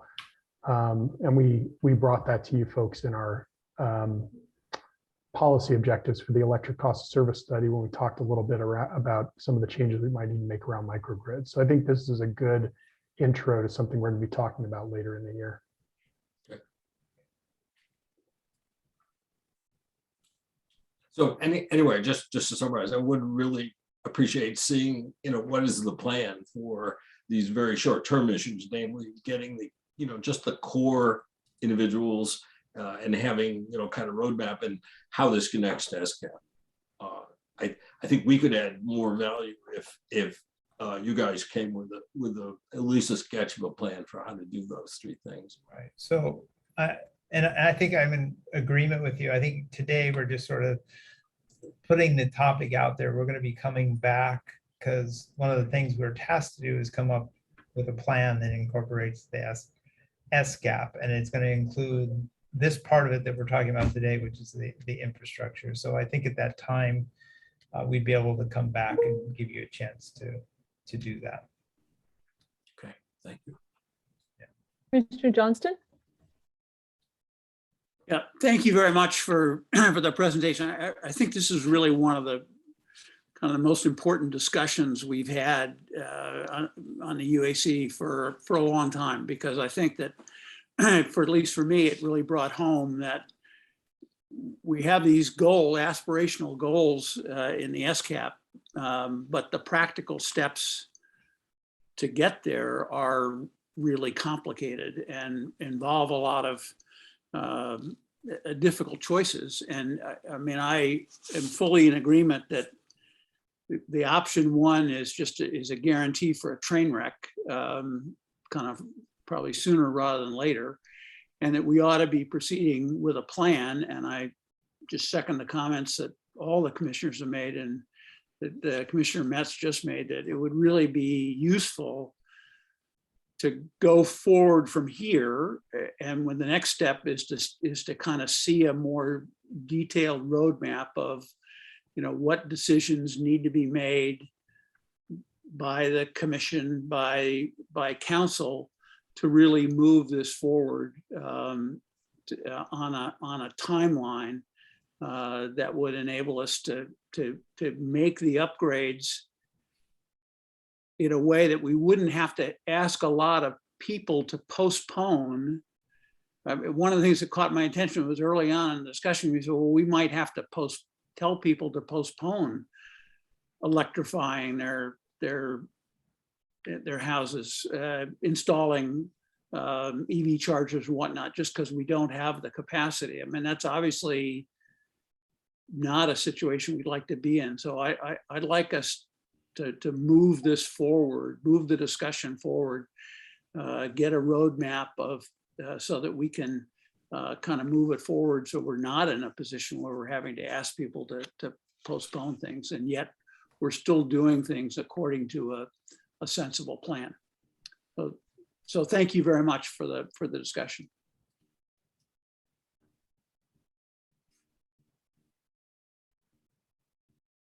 Thanks for your input, Commissioner Johnston. Let's see. I don't see any other commissioner hands up.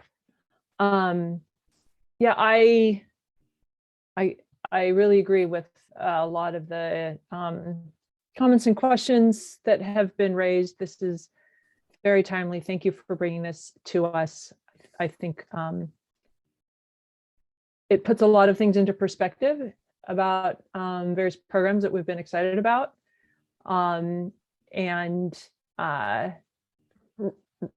realizing that if all those programs were successful, we would have a completely different problem. So this is really the right place to be focusing. Let's see, there was one, I just have a couple of very small questions that nobody else asked already. On the very last slide under governance, you mentioned current structure does not integrate policy with infrastructure needs. What does that mean? Assistant Director Marshall? Yeah, I didn't quite understand that. So I guess the point of that is that the goals are sort of out there, and they hadn't really considered what was needed on the infrastructure side as the goals were put it out. Now, I'm not saying that people weren't thinking about this. They were looking at it. It's when the time frame became compressed that it forces the problem to come a lot sooner than it probably would have otherwise. So if we just let electrification run out as it normally would without promoting and doing a lot of things, it's when we said, oh, we want to be done by aspirationally 2030, or that's when it becomes a much bigger problem to deal with. Got it. Okay. So that bullet point is just like summarizing this entire conversation on some level. Yeah. And, we've been talking about like option one. I guess it feels like another way of characterizing option one is the path we're on right now, unless we, pivot and intentionally put the utility on a different path. Right. And one of the things you said along the way was customers will complain about the service levels they experience. Were you referring to, delays in their ability to electrify? Yes, and even, the other thing is that this all gets in the same queue. So I have people coming in today for new services to their home, and there's other things that come in. So there's just a queue that we take as they come in. So like on customer connections, we try to do that in, most a few months to get those taken care of. But if I get a huge queue of electrification coming in with that as well, those timelines are going to get extended. And right. I think anybody who's dealt with PG&E could tell you what kind of delays they get at PG&E in terms of even getting a new connection to your home. Sometimes you have to be a year in advance with them. So we don't provide that level of service in Palo Alto. We pay a much higher level of service. It's not that we couldn't provide that level, but I'm not sure that's how we want to move. Yeah. Okay. Well, and I just wanted to clarify, you didn't mean like service interruptions, power outages, you meant Yes. new connections and upgrades and permits and Yeah. got it. So yeah, well, I see Commissioner Bowie has his hand up. So if you've got something you want to add as well. It was Go just ahead. related to that question. Thank you. Yeah, sorry to jump in at this point. On the queue system, is there any way to, so it seems like option one is our sort of business as usual case. On that queue system, is there any possibility to kind of augment option one where if someone can come in with their neighbors or other people who are on the same transformer, same part of the grid, could you aggregate them in order to sort of move option one faster as we're transitioning into a different approach?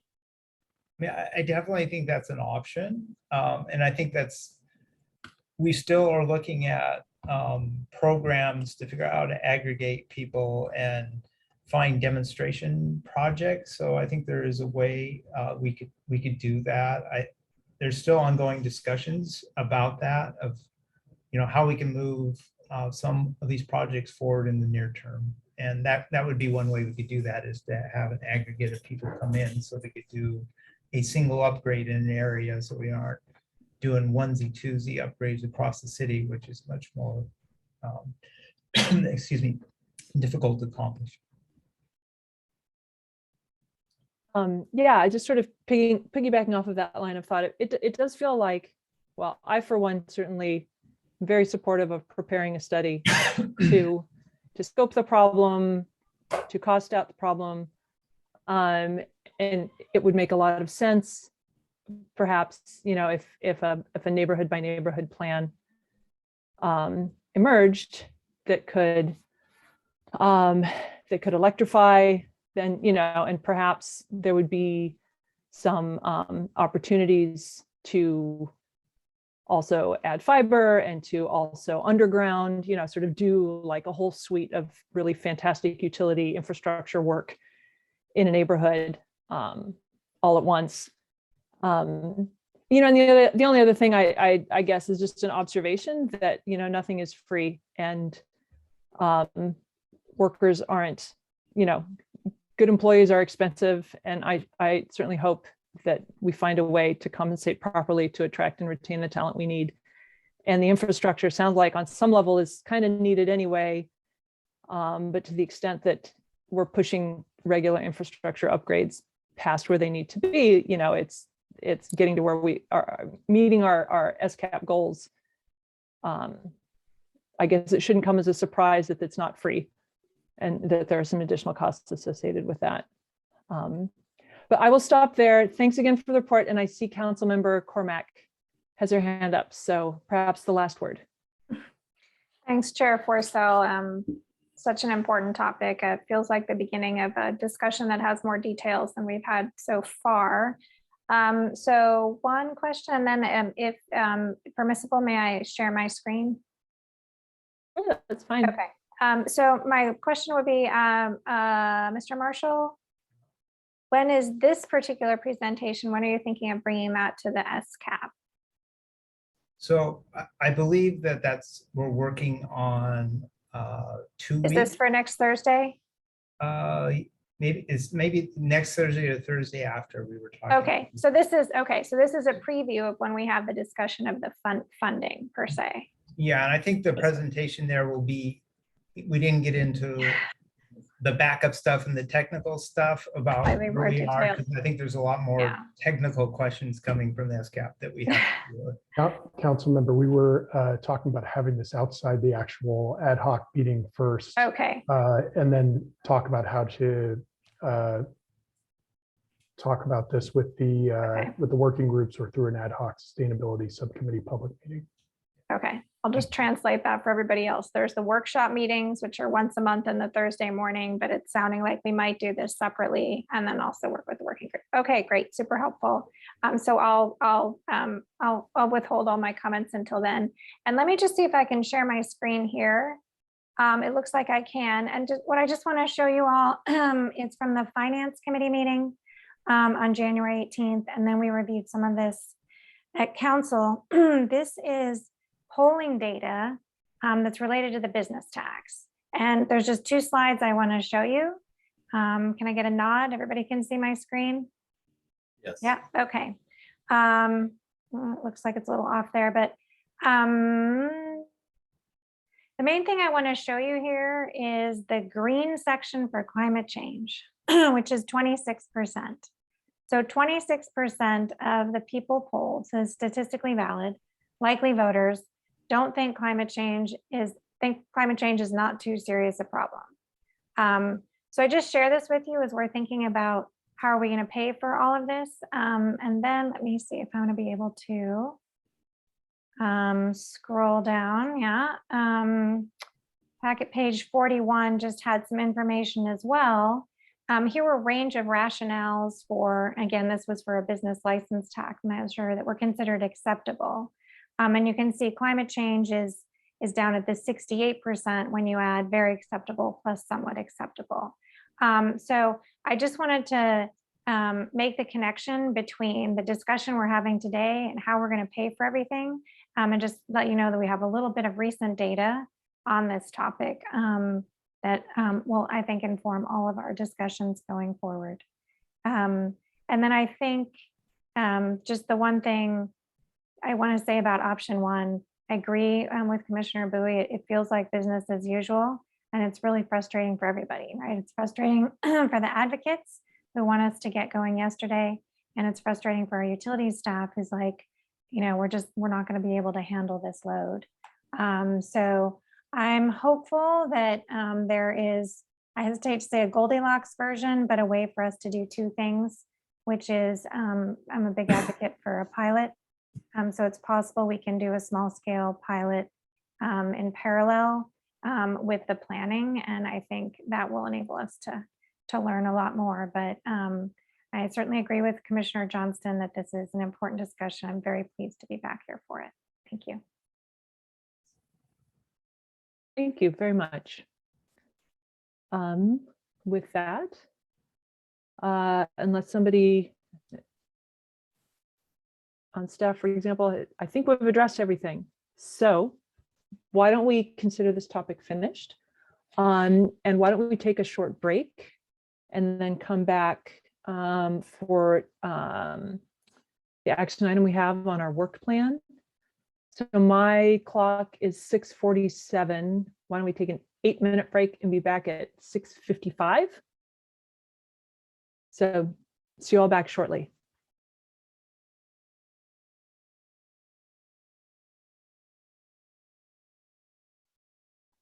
Looks like folks are back online. Welcome back. All right, our last new business item is the work plan.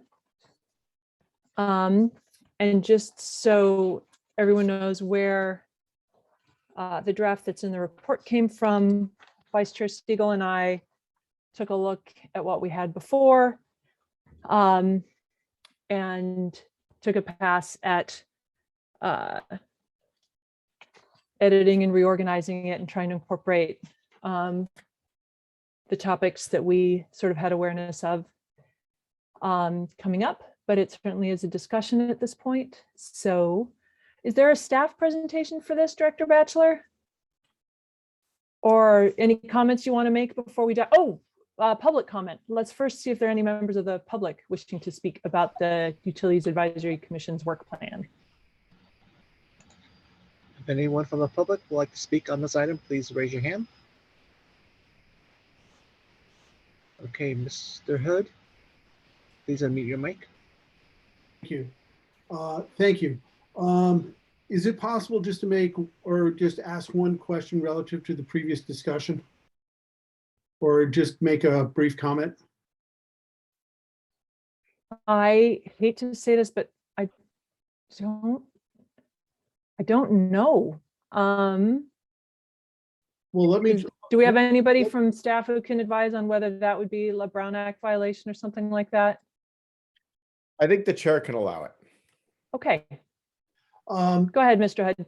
My question has to do with the constraints that are being presented by the utility and its infrastructure is how is this going to impact SB9 and the whole move towards ADUs as the city's trying to concurrently move in that direction? And I pose it as a question and kind of a stumbling block, which I'm sure is going to come up at some point. Thank you. Thank you for that contribution. Strikes me as a good point. Does staff want to respond?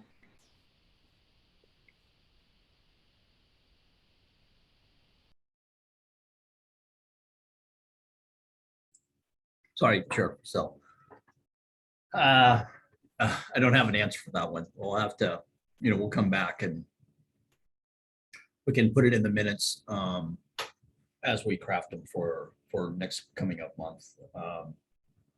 We'll have to think about that because again, adding that ADU is going to have some impact again to the system. We're going to ask for power. So let staff and myself talk a little bit more about that, and we'll get back and figure out what we need to do.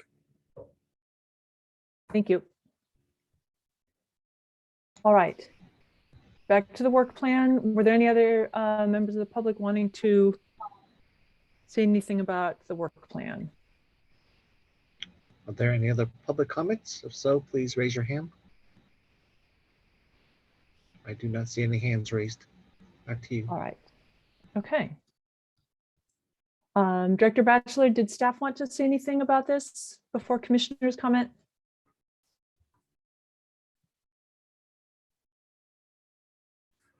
The only thing I was going to add is that, so as the commissioners were able to take a look at this as this packet went out, you can tell that Chair Fussell and Vice Chair Siegel worked very hard on this. If you remember last year's, we had some long-term goals that we had set in there. There were some ongoing goals that we looked at.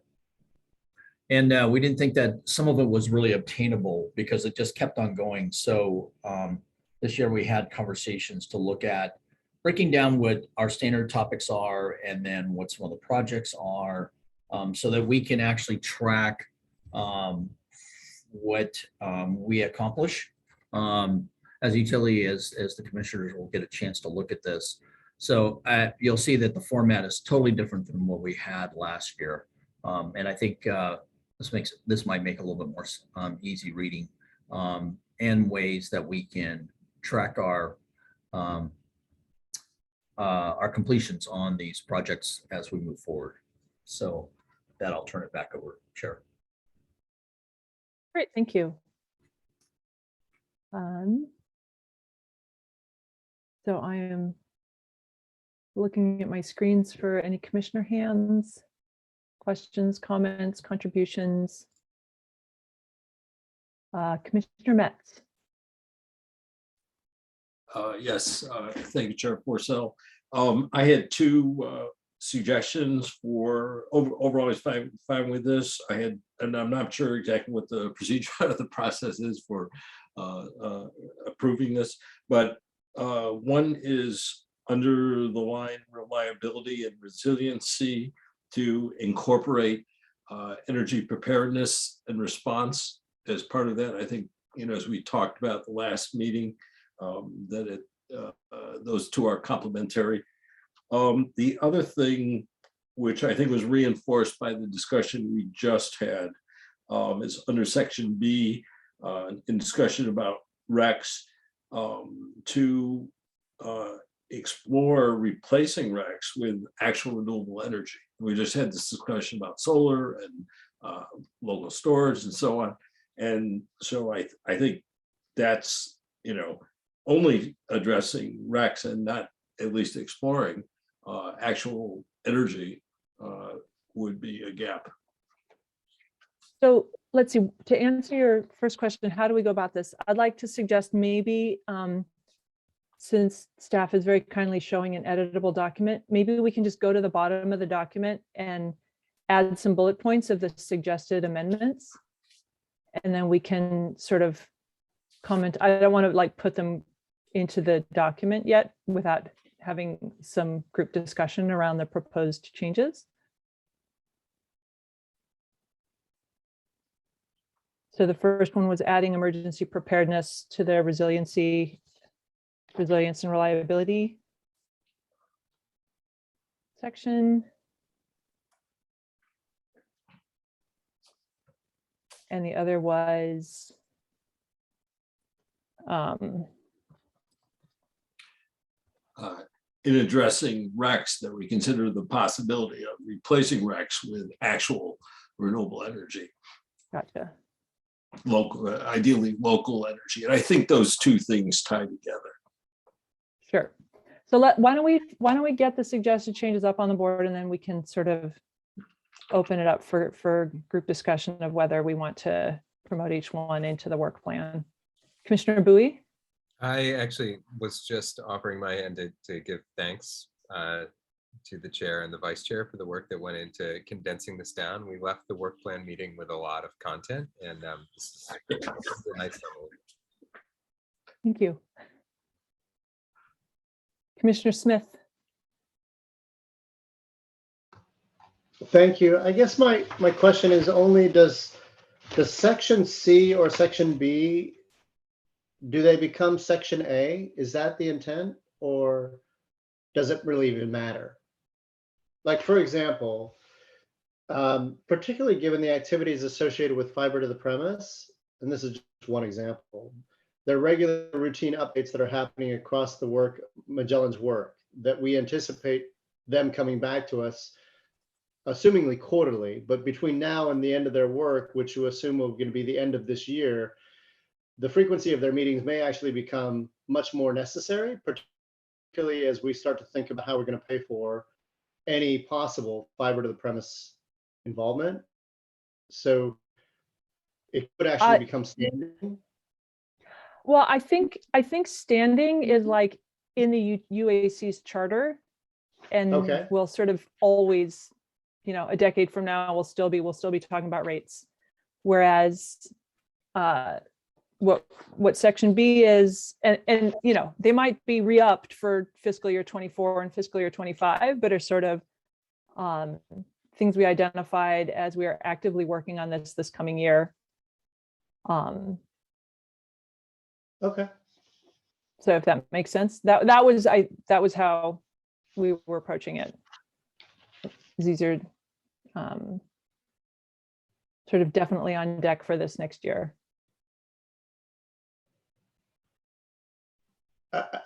I guess, so the conversation that we just had with respect to modernizing the electrical grid, the infrastructure, is that considered electric supply? That is a great question. I think that is SCAP support, it's utilities, CIPs, it's reliability. That's how I see it anyway. AMI. Okay, it covers everything. Okay, okay. I think ultimately, I think it's terrific work. So thank you both, Vice Chair and Chair. We obviously talk about all of this.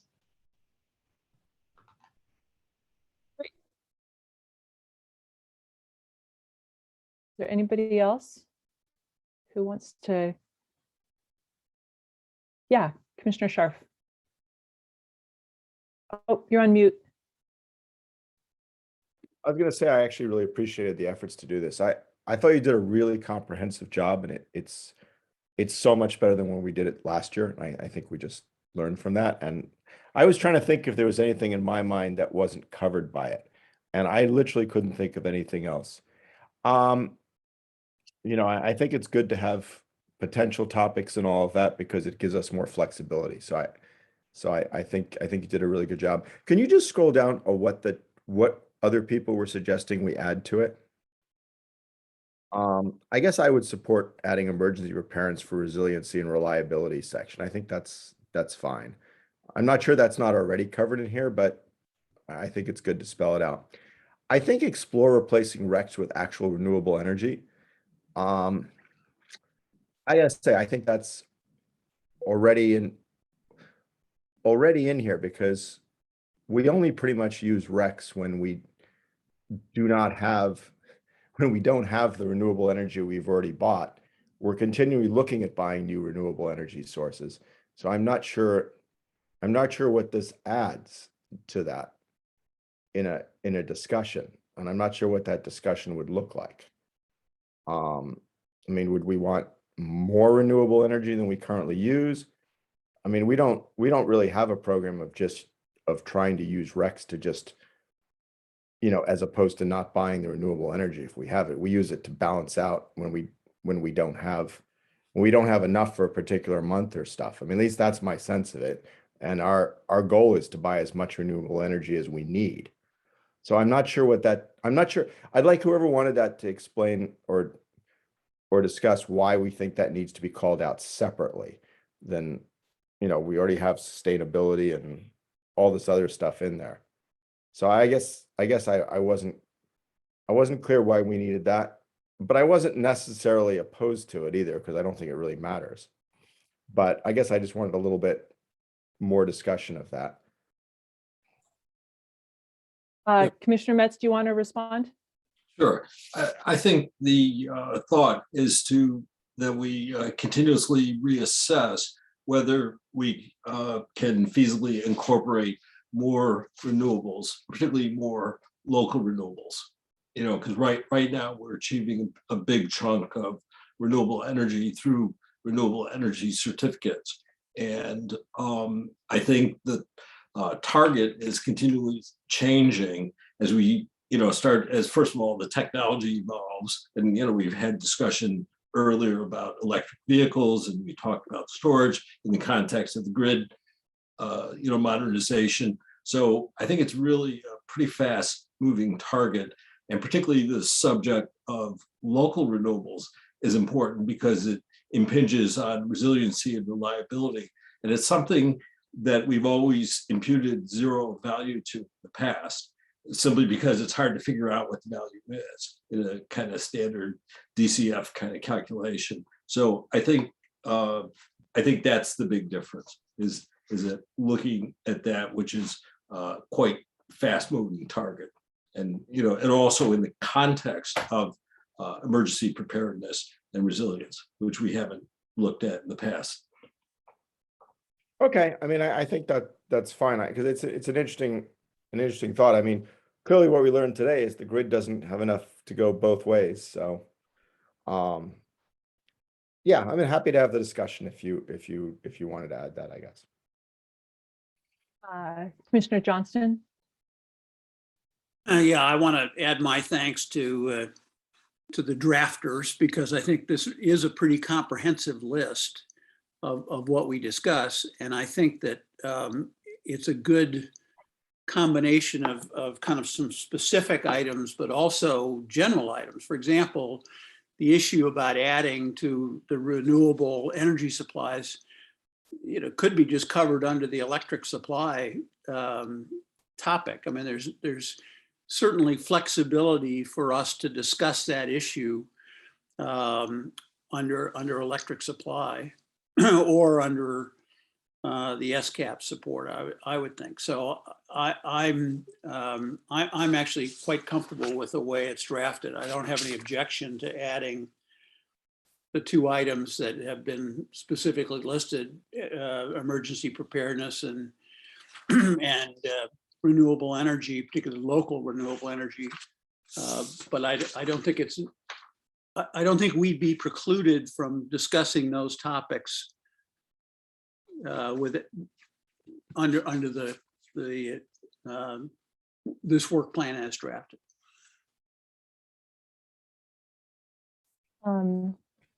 I'm scanning for hands. Vice Chair Siegel. Thanks. My only thoughts to the suggested changes, it's fine if we want to add them. In terms of the local renewable energy, one of the things we really thought a lot about was where you want something narrower or broader, so that a discussion doesn't come off the work plan by being too broad or too narrow. So I would just say, if we want to add that, I would suggest that we just add we remove the first part about replacing RECs with it and just add a discussion of local renewable energy. I don't think it's only about RECs. In fact, you know, there are a lot of other conversations about local renewables unrelated to RECs. So that would be my thought there. And then, yeah, I guess emergency preparedness, that's fine. I do struggle with what's under the purview of utilities and what's outside our responsibility. And so maybe that doesn't belong in A, because we really were trying to focus on the utility charter. So maybe that's B or even C. Because again, this is just what we are. This is just to give city council heads up, I guess also the public to some degree. And it, you know, to give us some roadmap of where we'd like to go this year.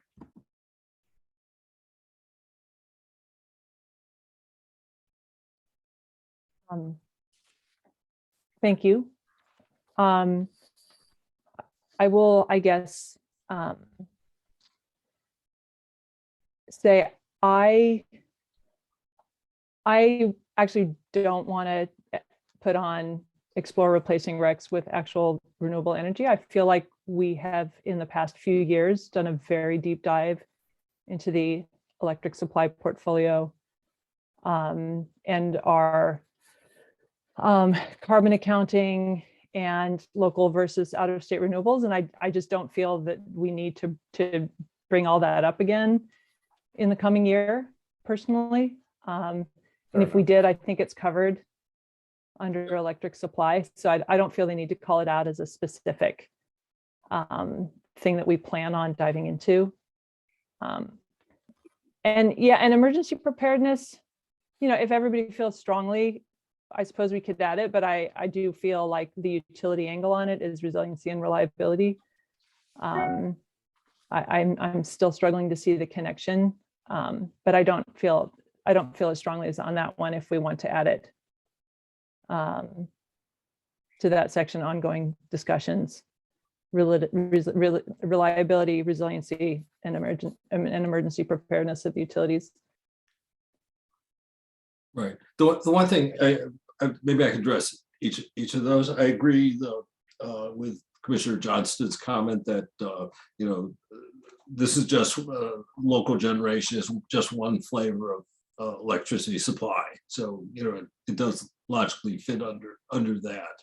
On the emergency preparedness, I actually had a conversation with the OES folks last week, and one of the things they highlighted was utilities preparation on the water side in terms of emergency preparedness. And you know, it's not a perfect analog to electricity, but I mean, you know, we have reservoirs, wells, emergency power to power the wells, you know, and of course we need it for firefighting. But I think they made a good point that there is, you know, kind of precedent for utility, you know, helping the community to be prepared in one of the services that it provides. So I think it is, you know, very, and obviously, I mean, the whole heart of why we have it on the agenda, right, is to just, you know, decide if we want to do something about it or not, right? So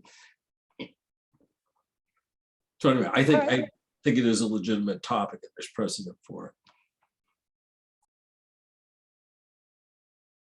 Commissioner Fussell, tonight, can I add something to that, please? Absolutely. So Commissioner Metz, so I understand what you're saying about emergency preparedness. You know, and we've had many of conversations internally with OES about this, about making sure that well sites, pump stations, as well as any of the emergency wells that we have in reservoirs do have power. But I think that with all due respect on this topic is that, you know, when utilities is going to go out into the community in an emergency situation, I think our goal at that period of time is going to be able to assess the damages to the infrastructure portion of it. And what are we going to do? And what are the needs are going to be for repairing kind of water mains, if that's what the problem is, or if it's electrical systems in the substations, or there may be holes in the ground that are out. I mean, I think the thing is that that's what our preparedness is going to be. I mean, I think that that's what our goal is going to be focused on, is to get power back on safely, or get water back on. You know, if gas mains are leaking, we're going to be shutting gas mains off at that period of time. And I think it's a little bit different in preparation from what OES is going to do and what PD is going to do.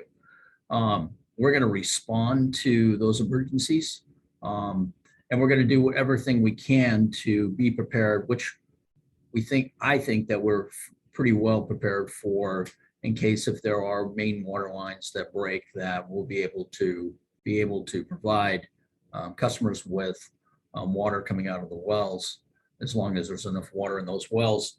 Our concern will be is the main line that's going up through the reservoir areas. If that line breaks, that is going to be a problem up in that area. But I think the thing is that, again, you know, we're going to be responding as first responders to the situation at hand, but not so much to individual public needs at the period of time.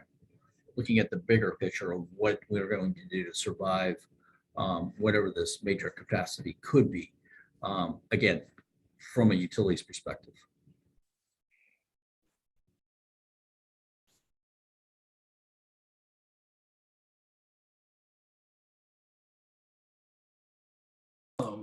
Yeah, I think their main point was that the utility has taken steps toward preparation on the water side of the services that we provide, and it conceivably could make sense to do something analogous on the electrical side, But I think we really, like all these, need to look at the details, and I know this is not universally agreed. I certainly appreciate that.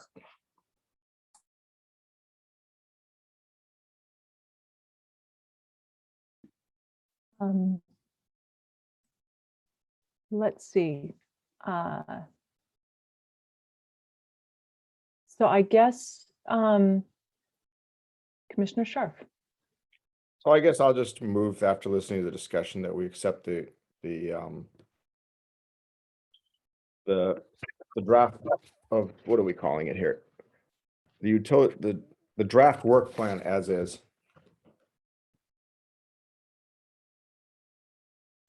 Sorry, can you say that again? You dropped Yes. out. Oh, sorry. I said, so I'll just move that we accept, after listening to the discussion, the back and forth here, it seems that both the items below are actually covered. And I guess I'll just move that we accept the draft work plan as is, without any modifications. Okay. Commissioner Scharf has a motion. We can either have it. Oh, we got a second. Who was the second from? Me, sorry, Lisa, Chair. Was Lauren. that Commissioner Smith? Thank you. Correct. Okay. Sorry. So if there's additional discussion, we can have additional discussion, or I can put it to a vote. Oh, I would just say, if we're agreeing that the items are covered, then I would agree. All right, sounds like we're ready for a vote. So I will call names. Vice Chair Siegel. Yes. I'm actually just going to wait until they disappear off the screen, so there's no confusion about what. There we go. Thank you. Vice Chair Siegel. Yes. Commissioner Johnston. Yes. Commissioner Bowie. Yes. Commissioner Metz. Yes. Commissioner Scharf. Yes. Commissioner Smith. Yes. And I vote yes as well. All right. Excellent. We have a work plan for the coming year, and we have it well in advance of council's deadline to have a look. All right, then. So let's move on to commissioner comments and reports from meetings and events. Has anybody been to an interesting meeting or event and want to report back? Commissioner Metz. Yeah, the meeting that I had with Ken Duker and Nathan Rainey of OES, which I've already related the main substance of. So I just wanted to put it in the correct part of the agenda. Got it. Thank you. Duly noted. Anyone else? I'm always dying to put Commissioner Scharf on the spot if there's any news from the NC. Why can I suddenly not remember the name of it? I'll tell you what, I will give you, there is no news currently. We're going to have a conference, but due to COVID, they canceled the conference, so we didn't end up going. So that's what I was going to talk about. That's what I was thinking about talking about, but unfortunately. NCPA. Yeah, I just, NCPA. yeah, gotcha. NCPA, we were going to have a conference in Sacramento, but unfortunately with COVID, they canceled the conference at the last minute, so we ended up not doing it. All right. Oh, well, we look forward to your update whenever it does happen. Okay, I don't see any other hands. So why don't we move on then to future topics for upcoming meetings? Are there any items? We've got the rolling calendar. Several items already planned for March. We'll have our special meeting in the next couple of weeks to talk about community outreach for fiber. Is